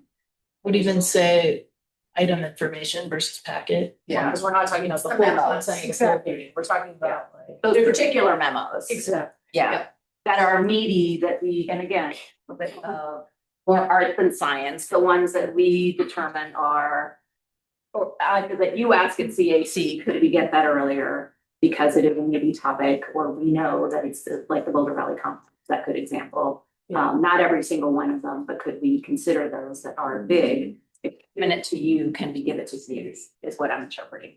And I think you almost, you'd be the best judge of that. You know which are the ones that people are gonna actually want to read in advance and be able to provide comment. Because part of the issue is when we then receive comment the day of, it's really difficult to get through it. And so it's helpful if they can get the comment to us right there. So just to make sure I'm tracking, I have written here in chicken scratch, council memos when meaty and they go to city council early, share with community as well. Is that a fair summary, Pam? For staff understanding? The council, questions, concerns? If we just check, does that have a major negative impact on staff? Or are we gonna be working on this now? Yeah, I guess I'd wanna ask the team, it's easy for us to give it to you because it's as quick as an email. Or an easy way, what's the easiest way to just provide a memo to community? That's not publishing in a packet. Well, the only other alternative we would have is put it in the records archive under the meeting materials. But now that we use one meeting, that's a totally different scenario. Because we provide all the information in one meeting, but we would have to establish a protocol to where we would have to put it in the archives and find some other way to notify the public that that information is there. Because that's going to be our overall fact, is how do we notify the public that that information is there? If we put it on something like the Boulder Valley Comp Plan website, we can say, to see advanced materials, see this link. Protocol to get that information out to the public. The only other alternative, like I said, would be the records archive. Or for example, we could put it out in a hotline, but not everybody has access to a hotline, but we could put it out to hotline. That would be one way, but it would be a limiting way. Exactly. Similar to not everybody would know that we would put it out. Similarly, not everybody knows that we put it out in the packet as well early. So, but we certainly could think about if we give it to you, we could put it out in the hotline. Aaron's got that. Yeah, I was just about to suggest that, and it's all right if it doesn't go to, if everybody doesn't know about it, because we can also provide a link to people. Yes. We can think about it, but hotline may be the quickest, easiest way, and we can take it back and think about if there's a different alternative. Not perfect, but it would put more eyes on more information in advance when these things are meeting. And the fastest way to solve for that right now until we figure out something else. So like you said, it is. So hotline for now and then explore additional options. Okay. Hotline now and then else later, question mark, he asked. Put a semicolon on that. I heard semicolons are going out of style, but I'm fighting it. I'm bringing them on. I'm gonna hold the line. Hold the line on semicolons. Period. Right? Come from me. All right, council, any other clarifying thoughts or questions? Staff, any other clarifying thoughts or questions on this item? Council, show of hands if you support council members when they're meeting and they're going to council early, also going to the community early as well via hotline until there's a better hands up. Sweet, that's everybody. Thank you very much. I will move that now to that we are doing it. Boom. Decisions. All right. CAC request tracking. Whose item is this? Taisha, help me understand. So last year I made a request to have a study session on our agricultural portfolio. No, a lunch and learn on our agricultural portfolio, and it didn't happen until a year after. And again, I know there was scheduling, but it's more so just, you know, when I meet with Nuria, I get an update on the CAC request that I have, but it would just be really helpful to know like what's in the kitty, who, and you know, and this also tags with my CAC criteria. It's not so much criteria. It's more so like I would love a form because I've noticed like there's a difference in how much information people provide. Sometimes it's just like a sentence, and sometimes it's like this very long thing. And so, for example, it would be great to know, is this a current council priority? Is this an emerging issue? Is this, you know, I just would love to be able, you know, has it been approved or it was denied or it's pending or just having a better idea of, it's more of a knowledge management issue for me, as well as making sure that nothing falls through the cracks. Can I call it on that? Yeah. If I recall, I think last year, I think it even came out of recommendations from a group to actually do the form. So I guess the question is, what's the progress on that? Because that was already, I think, asked with CAC was to have some sort of form for CAC to which you would put your information, you mark whether it was a council priority, right? So this was sort of easy for everyone to sort of check through. So I know that we had discussed that that was a thing that was being worked on. And so I don't know, did that just sort of die? Was there a reason it didn't happen? Simply timing and capacity, so we just approved the procedural changes end of last year, and the same team that makes those forms and things like that are the same teams that manage our elections, et cetera. So I think we can get something online here in the next couple of months, and to your point, include some of those checkbox type things that would help. So effectively, it's in process. Can I call for you? Is that a really good question? Is I don't do a lot of CAC requests personally, but if I did, I would want to know, like Taisha said, is this just denied? Is it denied forever? Is it denied for the rest of the year? I think my question is if a council member, because usually like a study session, that should be that's a big request. So how does one council member, for instance, ask for one and then it's fine, let's say I ask for something on, you know, prairie dogs, for instance, the hot topic right now. I mean, staff says no, we don't have time. Or, well, I'm one of 9, so the council would then have to weigh in, let's not do that this year, we just don't have time. Versus, because it should be more consistent so people know about their request. Let's hear from the attorney and I'll go to the next. So with the council priority process improvements that were passed recently, there is council gave itself direction that it would consider items that were council priorities and then other items as time permits, and that there's an appeal process where the person can bring the item before the full council for a decision if CAC denies the request. And so there is I think a process similar to what you're envisioning. Okay. Aaron? So I'm kind of agnostic about this one, but if we did it, it might be instructive to keep a tally of CAC requests. And so we could see who submitted what requests and then what the results were. Do we only consistently reject your ideas because they're universally bad? I never make CAC. And then occasionally for resolutions. So, but anyway, that might be Yeah, I think that's what's contemplated. Okay, yeah, so I'm fine.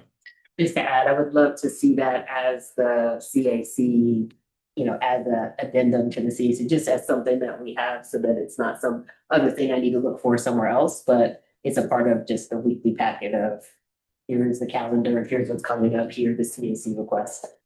Like some kind of report that might be. It's more of a recommendations because that's procedural, but I would love it. So. Is a procedure that you would benefit from. Yes. And have your thinking face on. I was just wondering if we could have just a little latitude on format, because maybe it's a link in the packet every year versus like a. I mean, if the link's in the packet, then Perfect, sweet, okay, great. we can find it. Okay. All right, council, any other thoughts or questions on that item? Jeff, any other thoughts? Oh, yep. Kind of similar before, is this how difficult, is Yeah. it create difficulties for staff? And lift. Alicia, correct me if I'm wrong, we essentially can provide this on demand now. I mean, generally, you are amazing record keepers, and so it's really just about us figuring out a rolling location to keep this information. Yes, I do keep a running tally of CAC requests. The only thing that's missing from that information is the status of those requests or the actual actions behind those requests. And I can work with families, this talks about identifying the form, sure the field or what council is requesting. But yes, I do keep a tally, currently keep a tally as a request to do. Can I colloquy on that? Yeah. I know you're not gonna say it, right? Amazing. With that, I was wondering, like, all the CACs that we have, those agendas are so great. The one, somebody says to me, when did we last talk about prairie dogs? That is an example. Right now, I'm like, I don't know, but if I could like do a search in all the CACs that we've had, then I could just put in the word prairie dog, it'll tell me when. Because right now I don't have any way, unless you can tell me, of knowing when we actually talked about something.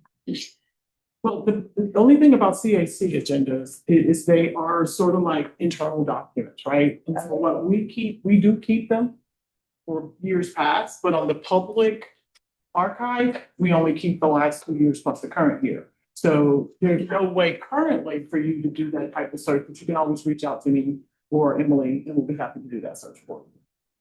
Because there's no retention on those particular documents because they are internal documents, so we keep the last 2 years plus the current online, but we keep the other ones for our file. So Pam, just to summarize all that, it sounds like as an answer to Ryan's question, not a super big lift can be accommodated with some relatively. Once we get the system, it's a few extra minutes a week. Okay. Cool. Yeah. Fantastic. All right, council, show of hands if you support carrying on, it sounds like, with the council CAC submission form and tracking, hands up. Okay, great. Great, that was everybody, so we're putting that on the doing list. I love this doing list. All right, let's do historic designation decisions, shall we? Whose idea is this? Mark, what's haps? Well, I confess I did not research the legal requirements for historic designation. And the fact we have to do what we do, I would withdraw. But a lot of these designations are so de minimis, that I would be very happy to have them done by staff. I mean, some of them, they're not controversial. And we would have more time for other things if in fact we could delegate some aspect of this to staff. And if we could call it up, if we disagree, that would be one thing. If staff denies a designation, that might be a different thing, but having to go through a hearing to approve somebody's porch is not really a great use of council. City attorney. So what you are contemplating is dictated currently by the code. It would require a code change. For that. Can I call? Hold on, Aaron had a thought and then we'll have the call queen. The other call queen about call queen. Go ahead. Yeah, because it would require a code change. What I might say is that typically would involve my own priority to say, what we might say to staff is if the folks who work in that department would be desirous of such a change and such that they feel like it might assist their work, maybe we could indicate an openness to historic preservation staff bringing that some kind of change to that, if you had time and were interested. That's fair. Yeah. Also, another idea might be some of the presentations by the people who own those properties are long with lots of pictures. So I'm suggesting that we give them a time. You can show your pictures for 2 minutes or whatever, because it's not controversial in this our time. So I'm suggesting a shorter presentation. On a similar vein, I am wondering if there's a way that staff could spend less time on those presentations for small scale changes in designation. And then we would similarly spend less time learning about those changes. Or just, sounds like, yeah. Teresa? Well, I think there certainly is room to trim up how we do that. They are quasi judicial in nature, and so there has to be a full and complete hearing. And there has to be an opportunity for the applicant to present their evidence. So we would need to think on it a little bit to see if there's an avenue to do what the two of you are suggesting. Pam's been thinking on it for a minute, has I'll not. just offer, this is an idea that came up through the process working group last year as well, and so we had done some work with the historic preservation committee to do kind of a assessment of the actual minutes each year spent on this. Ultimately, the process working group last year decided not to pursue a substantive change because the relative save versus the lift to change the process was not, the appetite is not there a year ago. And so we could happily pull back out some of the communication around that item, but in case those forgot, it wasn't.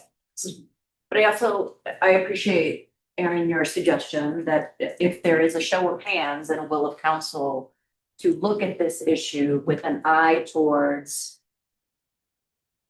slimming and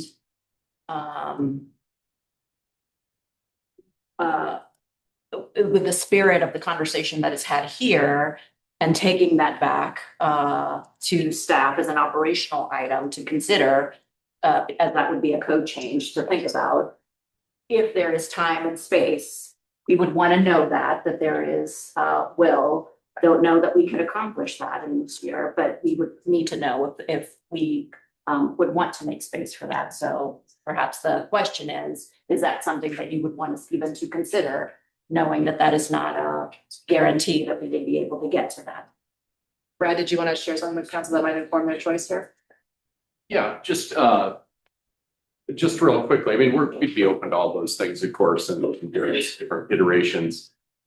We had sent along maybe 4 or 5 months ago, just how dramatically less was being managed by landmark board and council. So a lot of that maybe is being realized, but I appreciate there's opportunity for more people.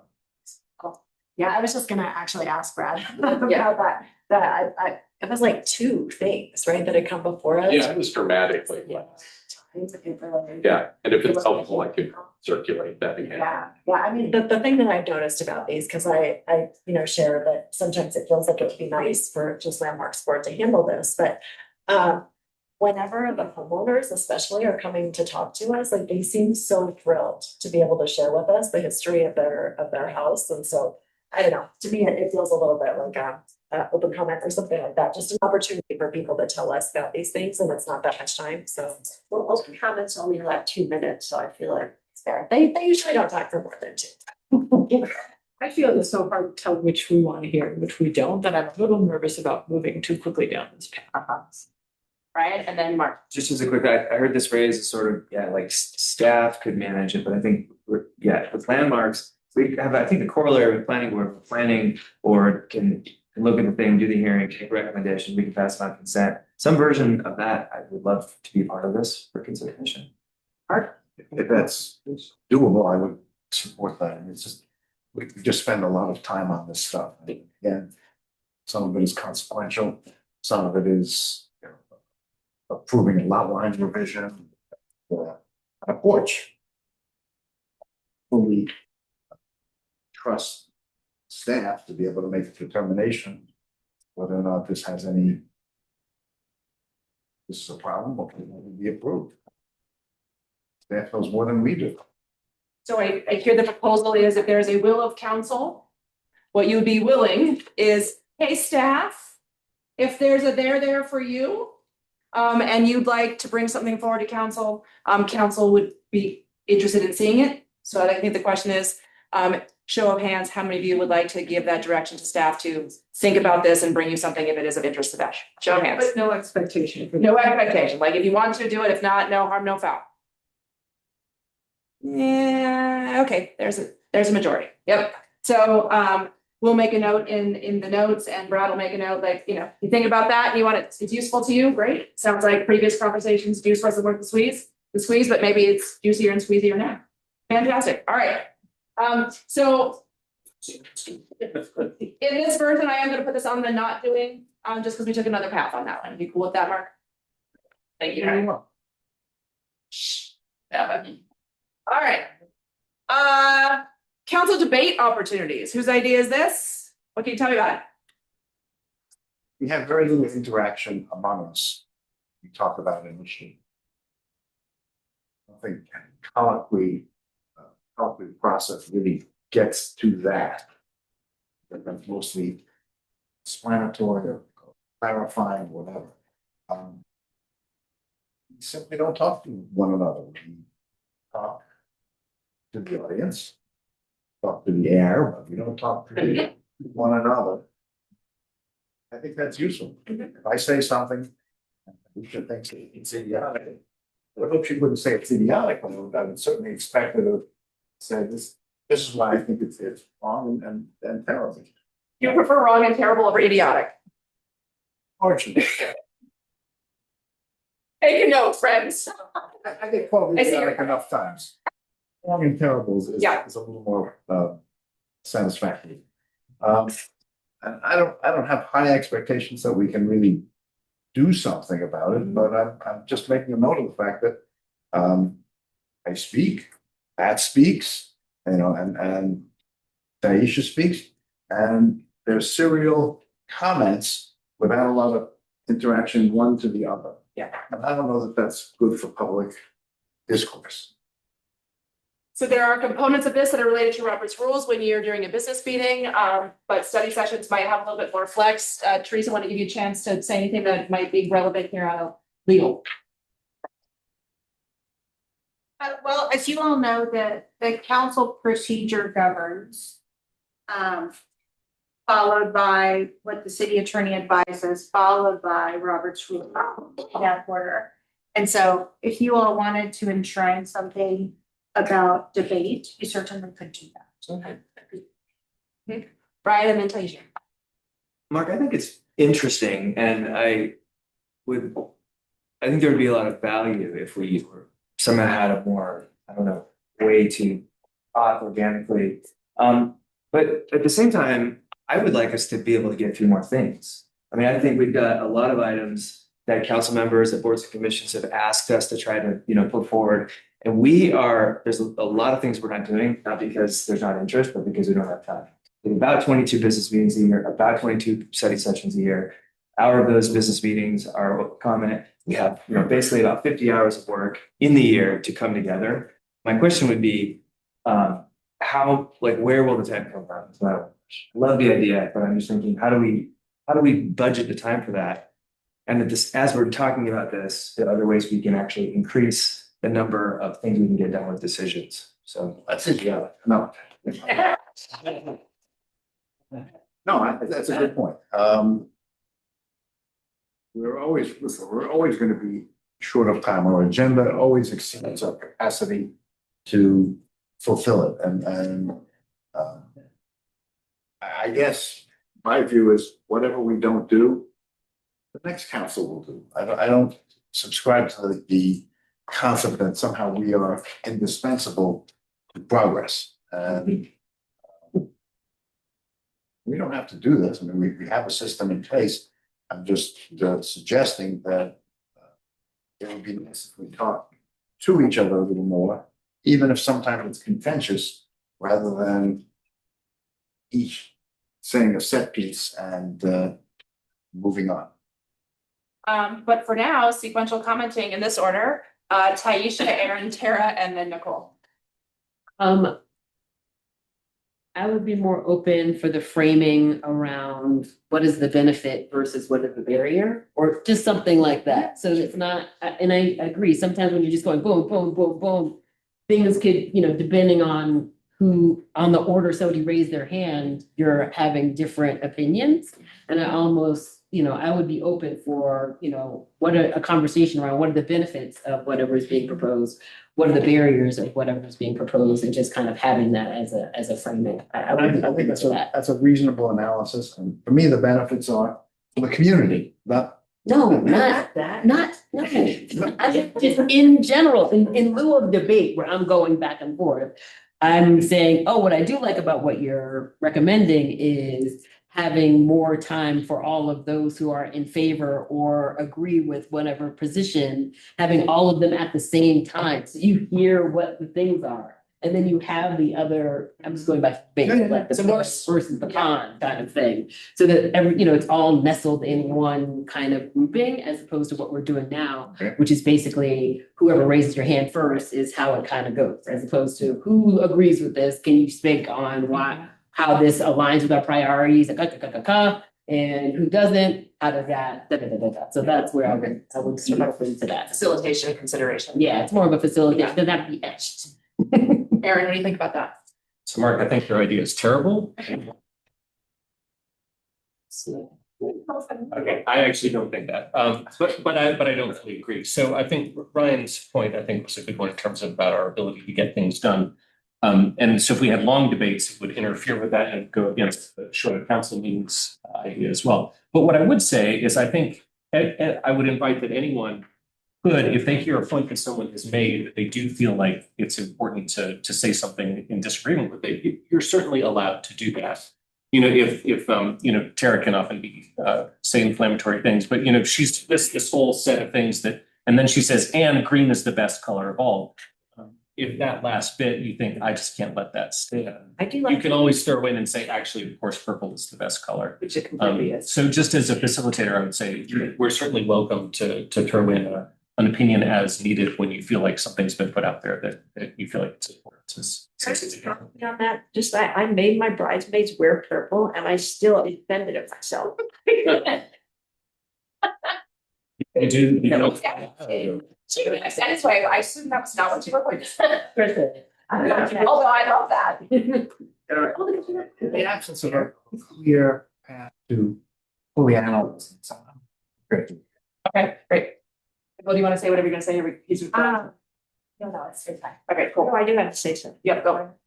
First of all, as a bad debater, it stresses me out to even think that I have. And I will say, as a person who is reactive, that I want to personally take this time to apologize to Taisha for my reactive comment, which was out of order and also not nice. Thank you for doing that, Tara. Appreciate that. All right, so I'm hearing the proposer of this item is withdrawing it. Is anyone troubled by withdrawing this item? And I'll just put on the not doing list. We cool? We cool. All right. Now, I just want you to know that I am being super sneaky right now because I am going to have you talk about shorter council meetings as the last item right before lunch, because that will amuse the heck out of me. But study session matters, item topic selection. That's me. That was you. And it sort of fits into the CC request, right? So Okay. this is something that I brought forward pretty much every time we talk about process. It's just for us to be intentional about how we use our study sessions, to consider having some time, maybe at our annual retreat or check-in, where we're sort of putting out the things that we are interested in having as additional study sessions and being able to consider them holistically as a group.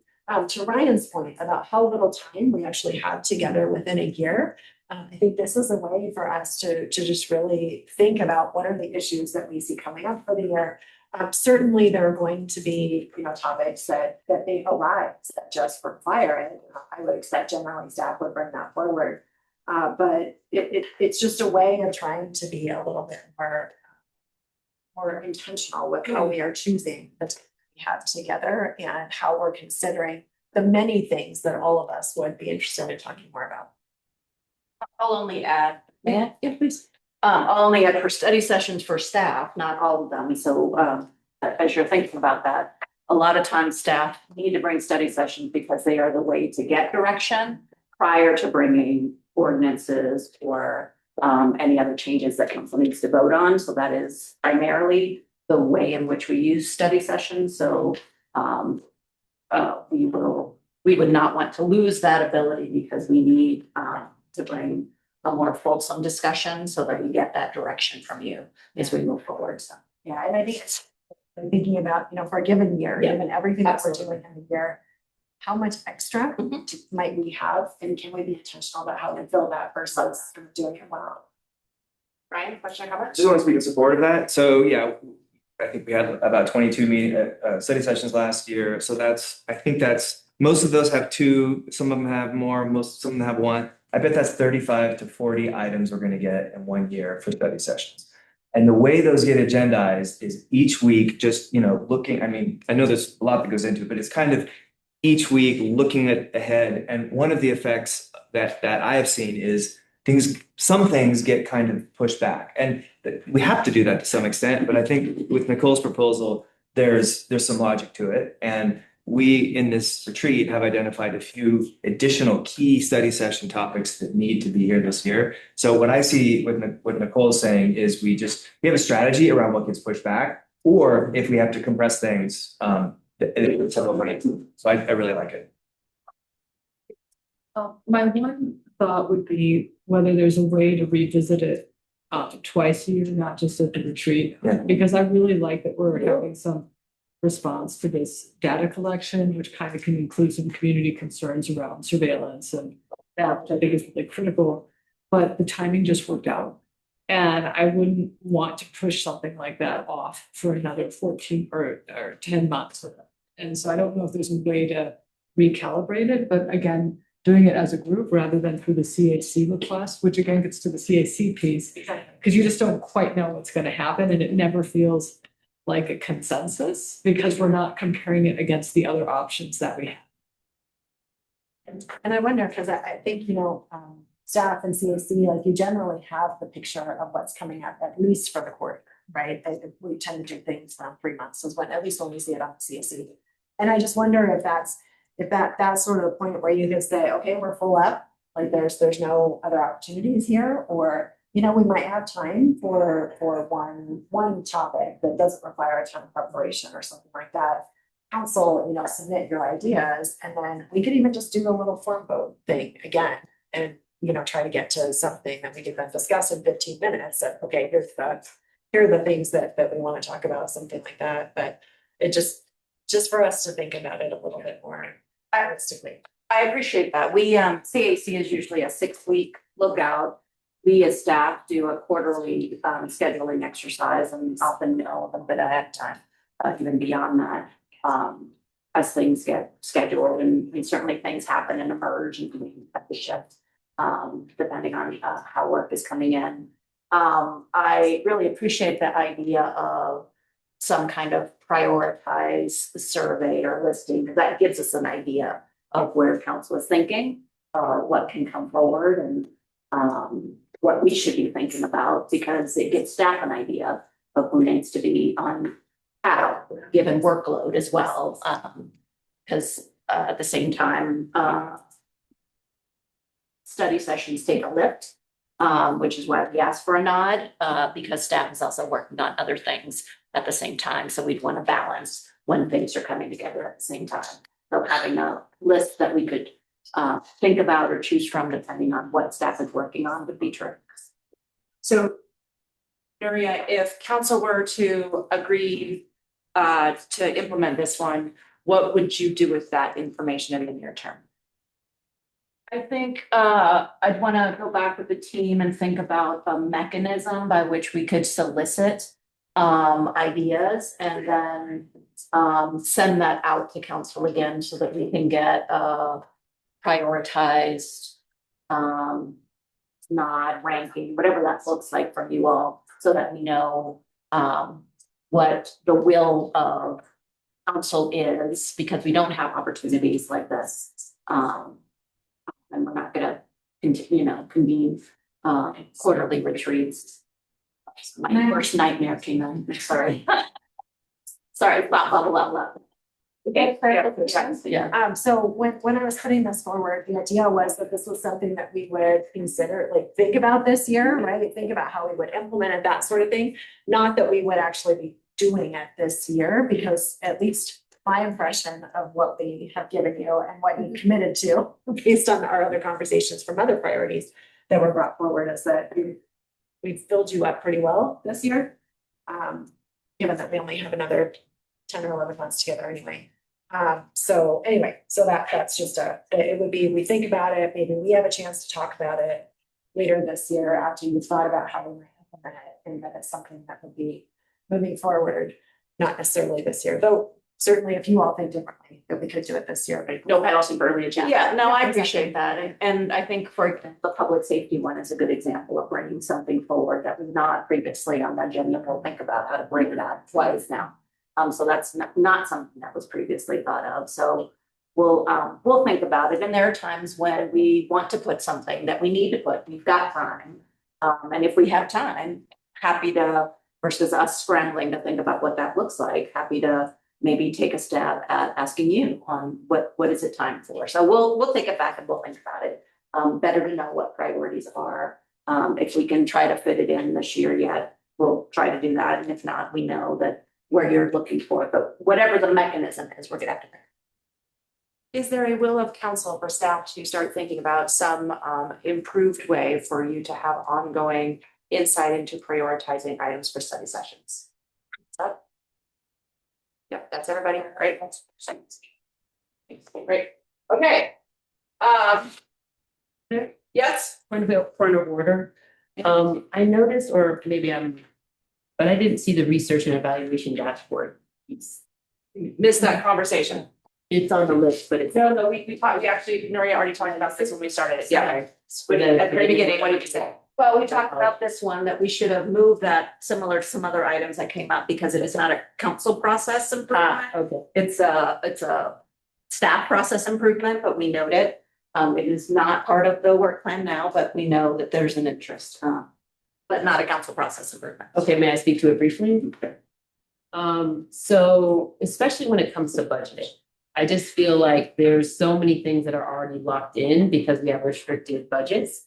It would just be helpful to know just kind of more about the scope on the research and evaluation side of the house and kind of like what's already kind of moving forward versus what in an earlier stage, especially in light of much of this. I don't know what the answer is, but it also gives us a little bit more understanding on the impacts of the federal funding around some of that research and evaluation.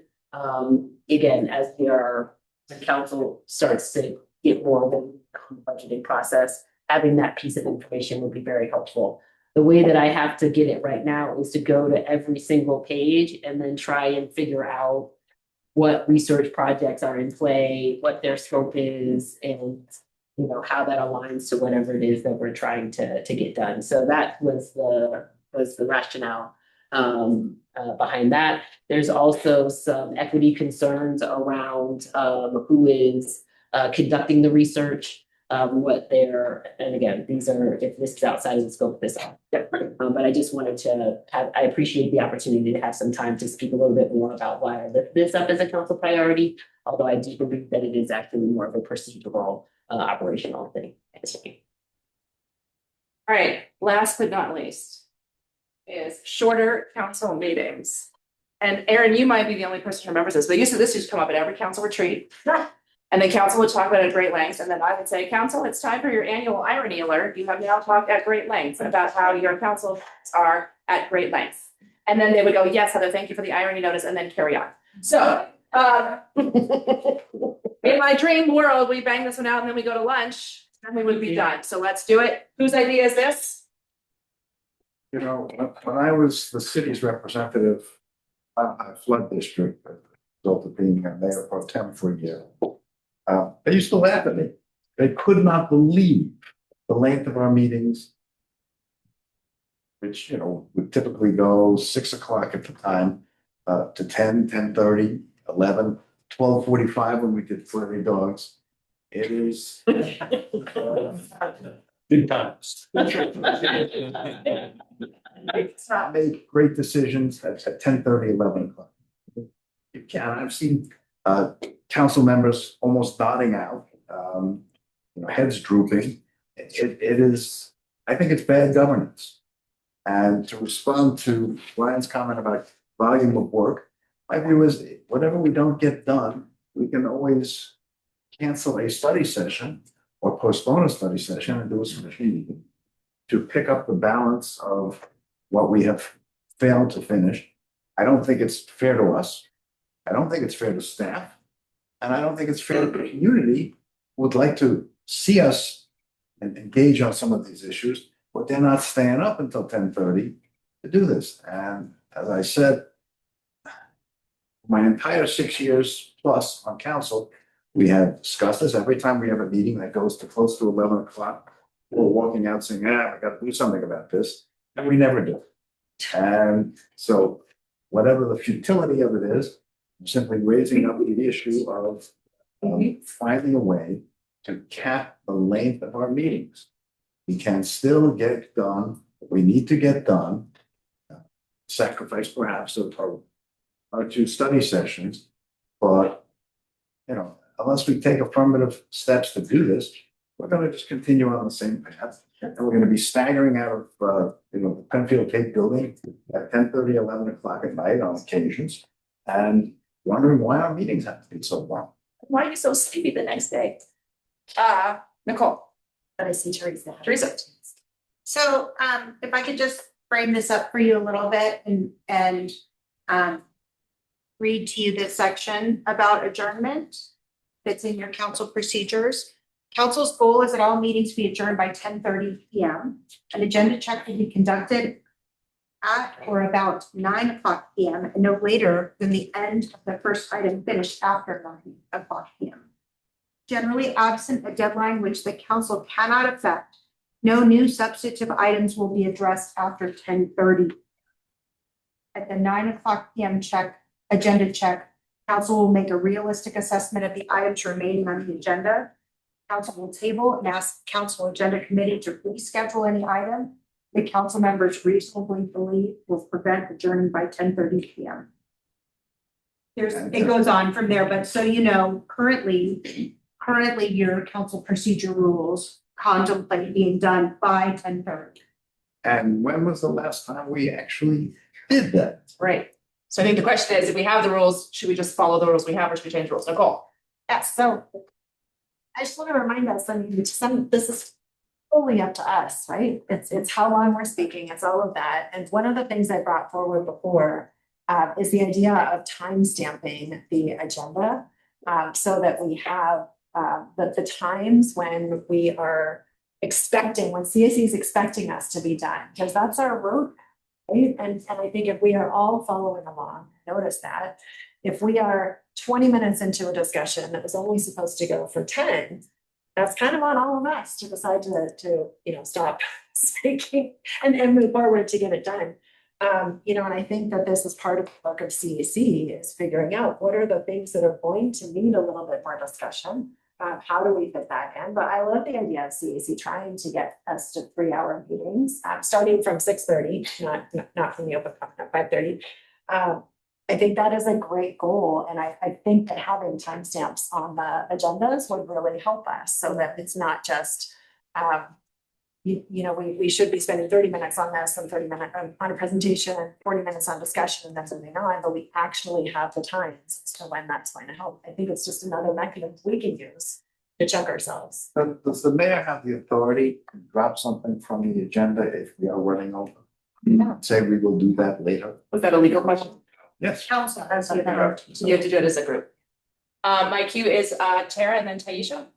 So one thought might be, I really like this idea in some form because we can do the special meeting, but then we can keep our study session. What I'm thinking of with CAC, is there any way for us to do at the beginning part of the council meeting, this is for staff. I know you want to not talk about it, but is there any way for us to do the subjects that shouldn't be carried over because it's going to cost the developer another gazillion dollars if we do? And then the subject that could, if it was necessary, be carried over, especially on a really heavy meeting at the end. So that if we table it, it won't be until the next week, or it won't be the end of the world.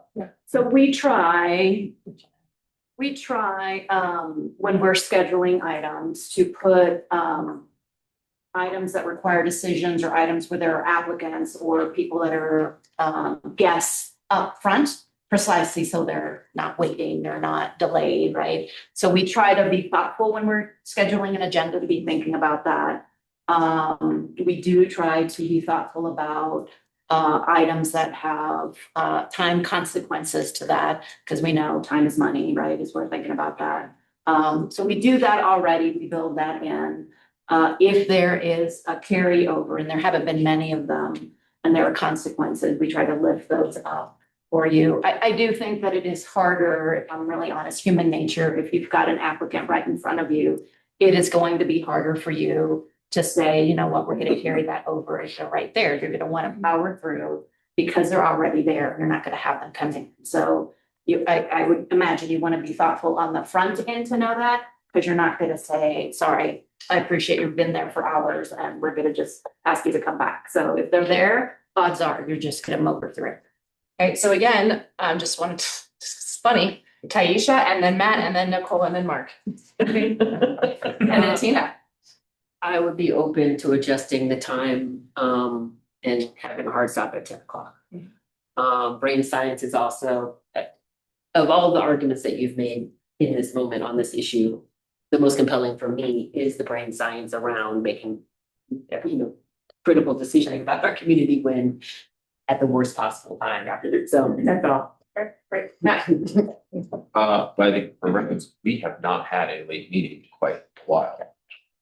And so I think it's just worth noting that the procedures we have in place, practical and purposes, are keeping us rather constrained, except for maybe an anomalous one. That we are usually responsible for why it gets out of hand. So I appreciate the conversation, but I think, and I mean, unless we're seeing chronic over of 10:30, which we haven't, I might be agreeing with that. I think we've got our discipline largely in place. In fact, we've lately been finishing way earlier than the forecasted on the CAC memo. So just for reference, that we're actually doing remarkably well.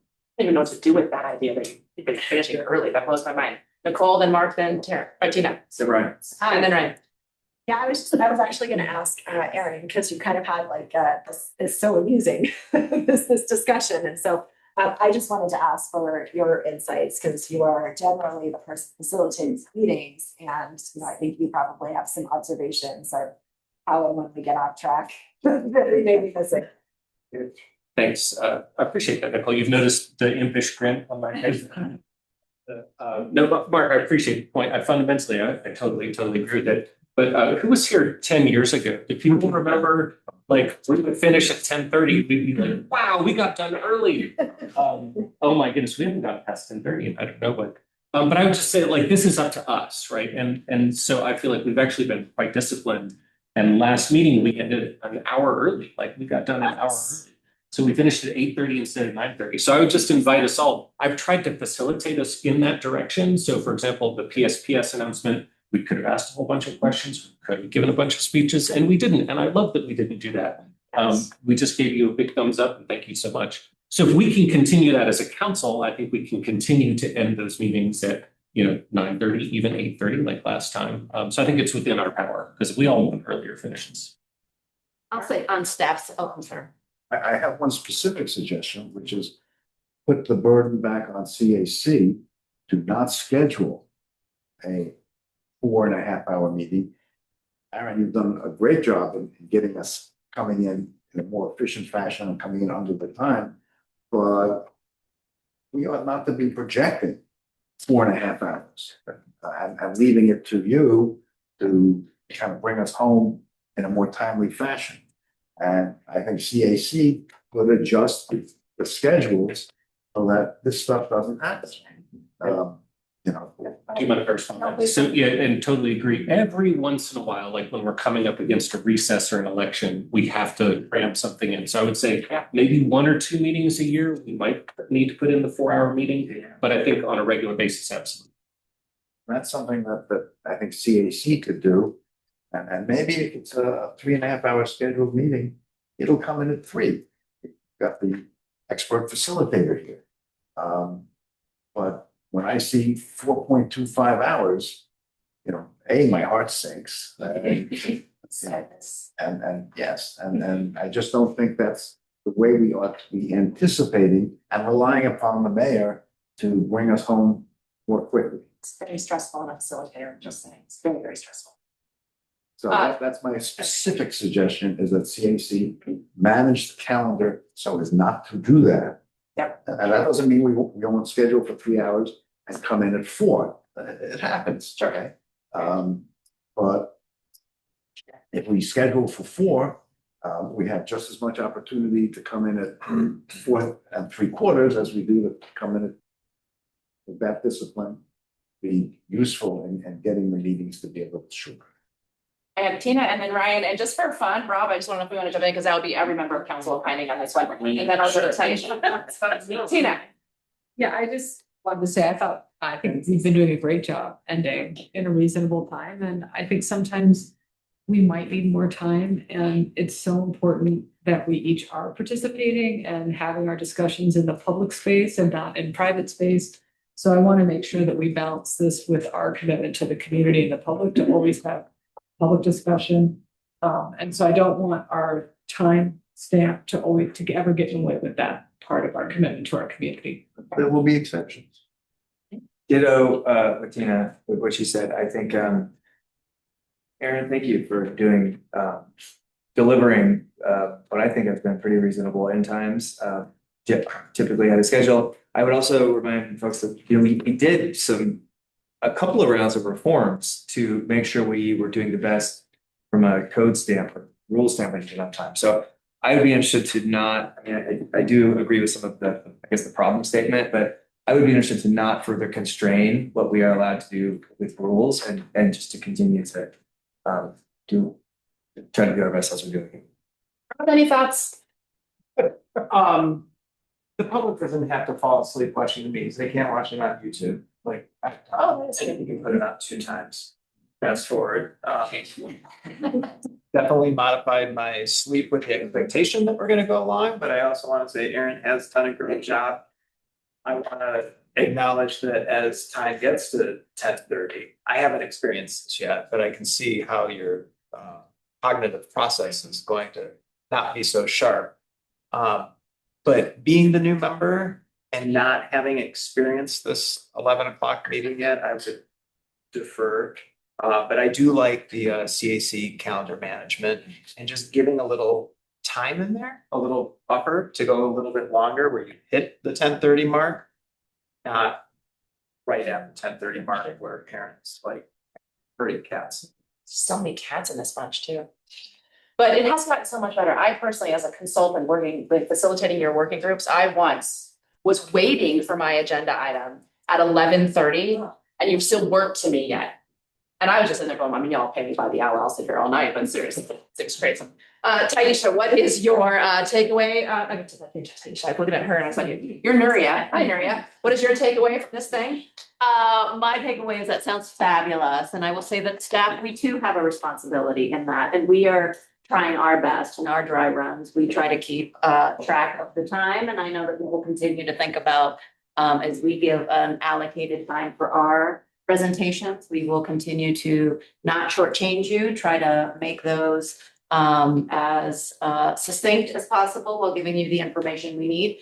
And we keep track of those as we do our own presentations early, and we will try to keep to those as well. Yes. So I'm not sure, is there a change actually now, or is it carry on? Do our best, carry on. My view is I would like to see CAC not structure a meeting that goes any longer than hours. That you have to pull something out, put something else in. Like to have discipline to not rely upon Aaron to have to bring it in under budget, let's say. And you hear Aaron say there are a couple times where they need to do that? Everything is subject to exception, but I would like general CAC, not schedule a meeting longer than 4 hours. And clarification, are you starting from the 5:30 time or the 6:30 time?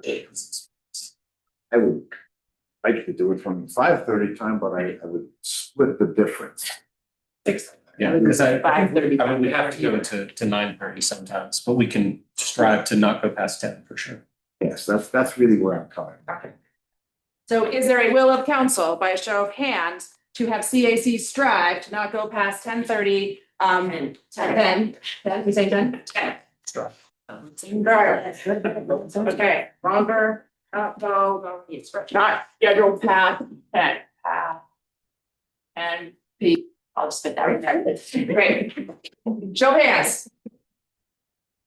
Fantastic. Carry on with your bad selves. All right. Staff, Yes, yes. Another thing that I think can sometimes add to our meetings, is that we're not always clear with staff what kind of answer we're looking for. I think a lot of times we ask questions that could just be a yes or no. Because you all are amazing back there, you always wanna, give us more information. And so I wonder if that can just be something we think about doing, that when we ask a question, say, yes or no is good, right? It doesn't have to be detailed. I think that would also facilitate, right? Yep. All the stuff. Yes or no, people? Yes. Yes, let's say yes. Promise. Fantastic. Council lovelies. Life led us with the Toronto, yes, that's right. All right. You know who else was a question how yesterday was Kurt. I was like, yes. And then he just stopped talking. It's glorious. Lovelies. Break for lunch and then we're done. You have amazingly completed your work well in advance of the time.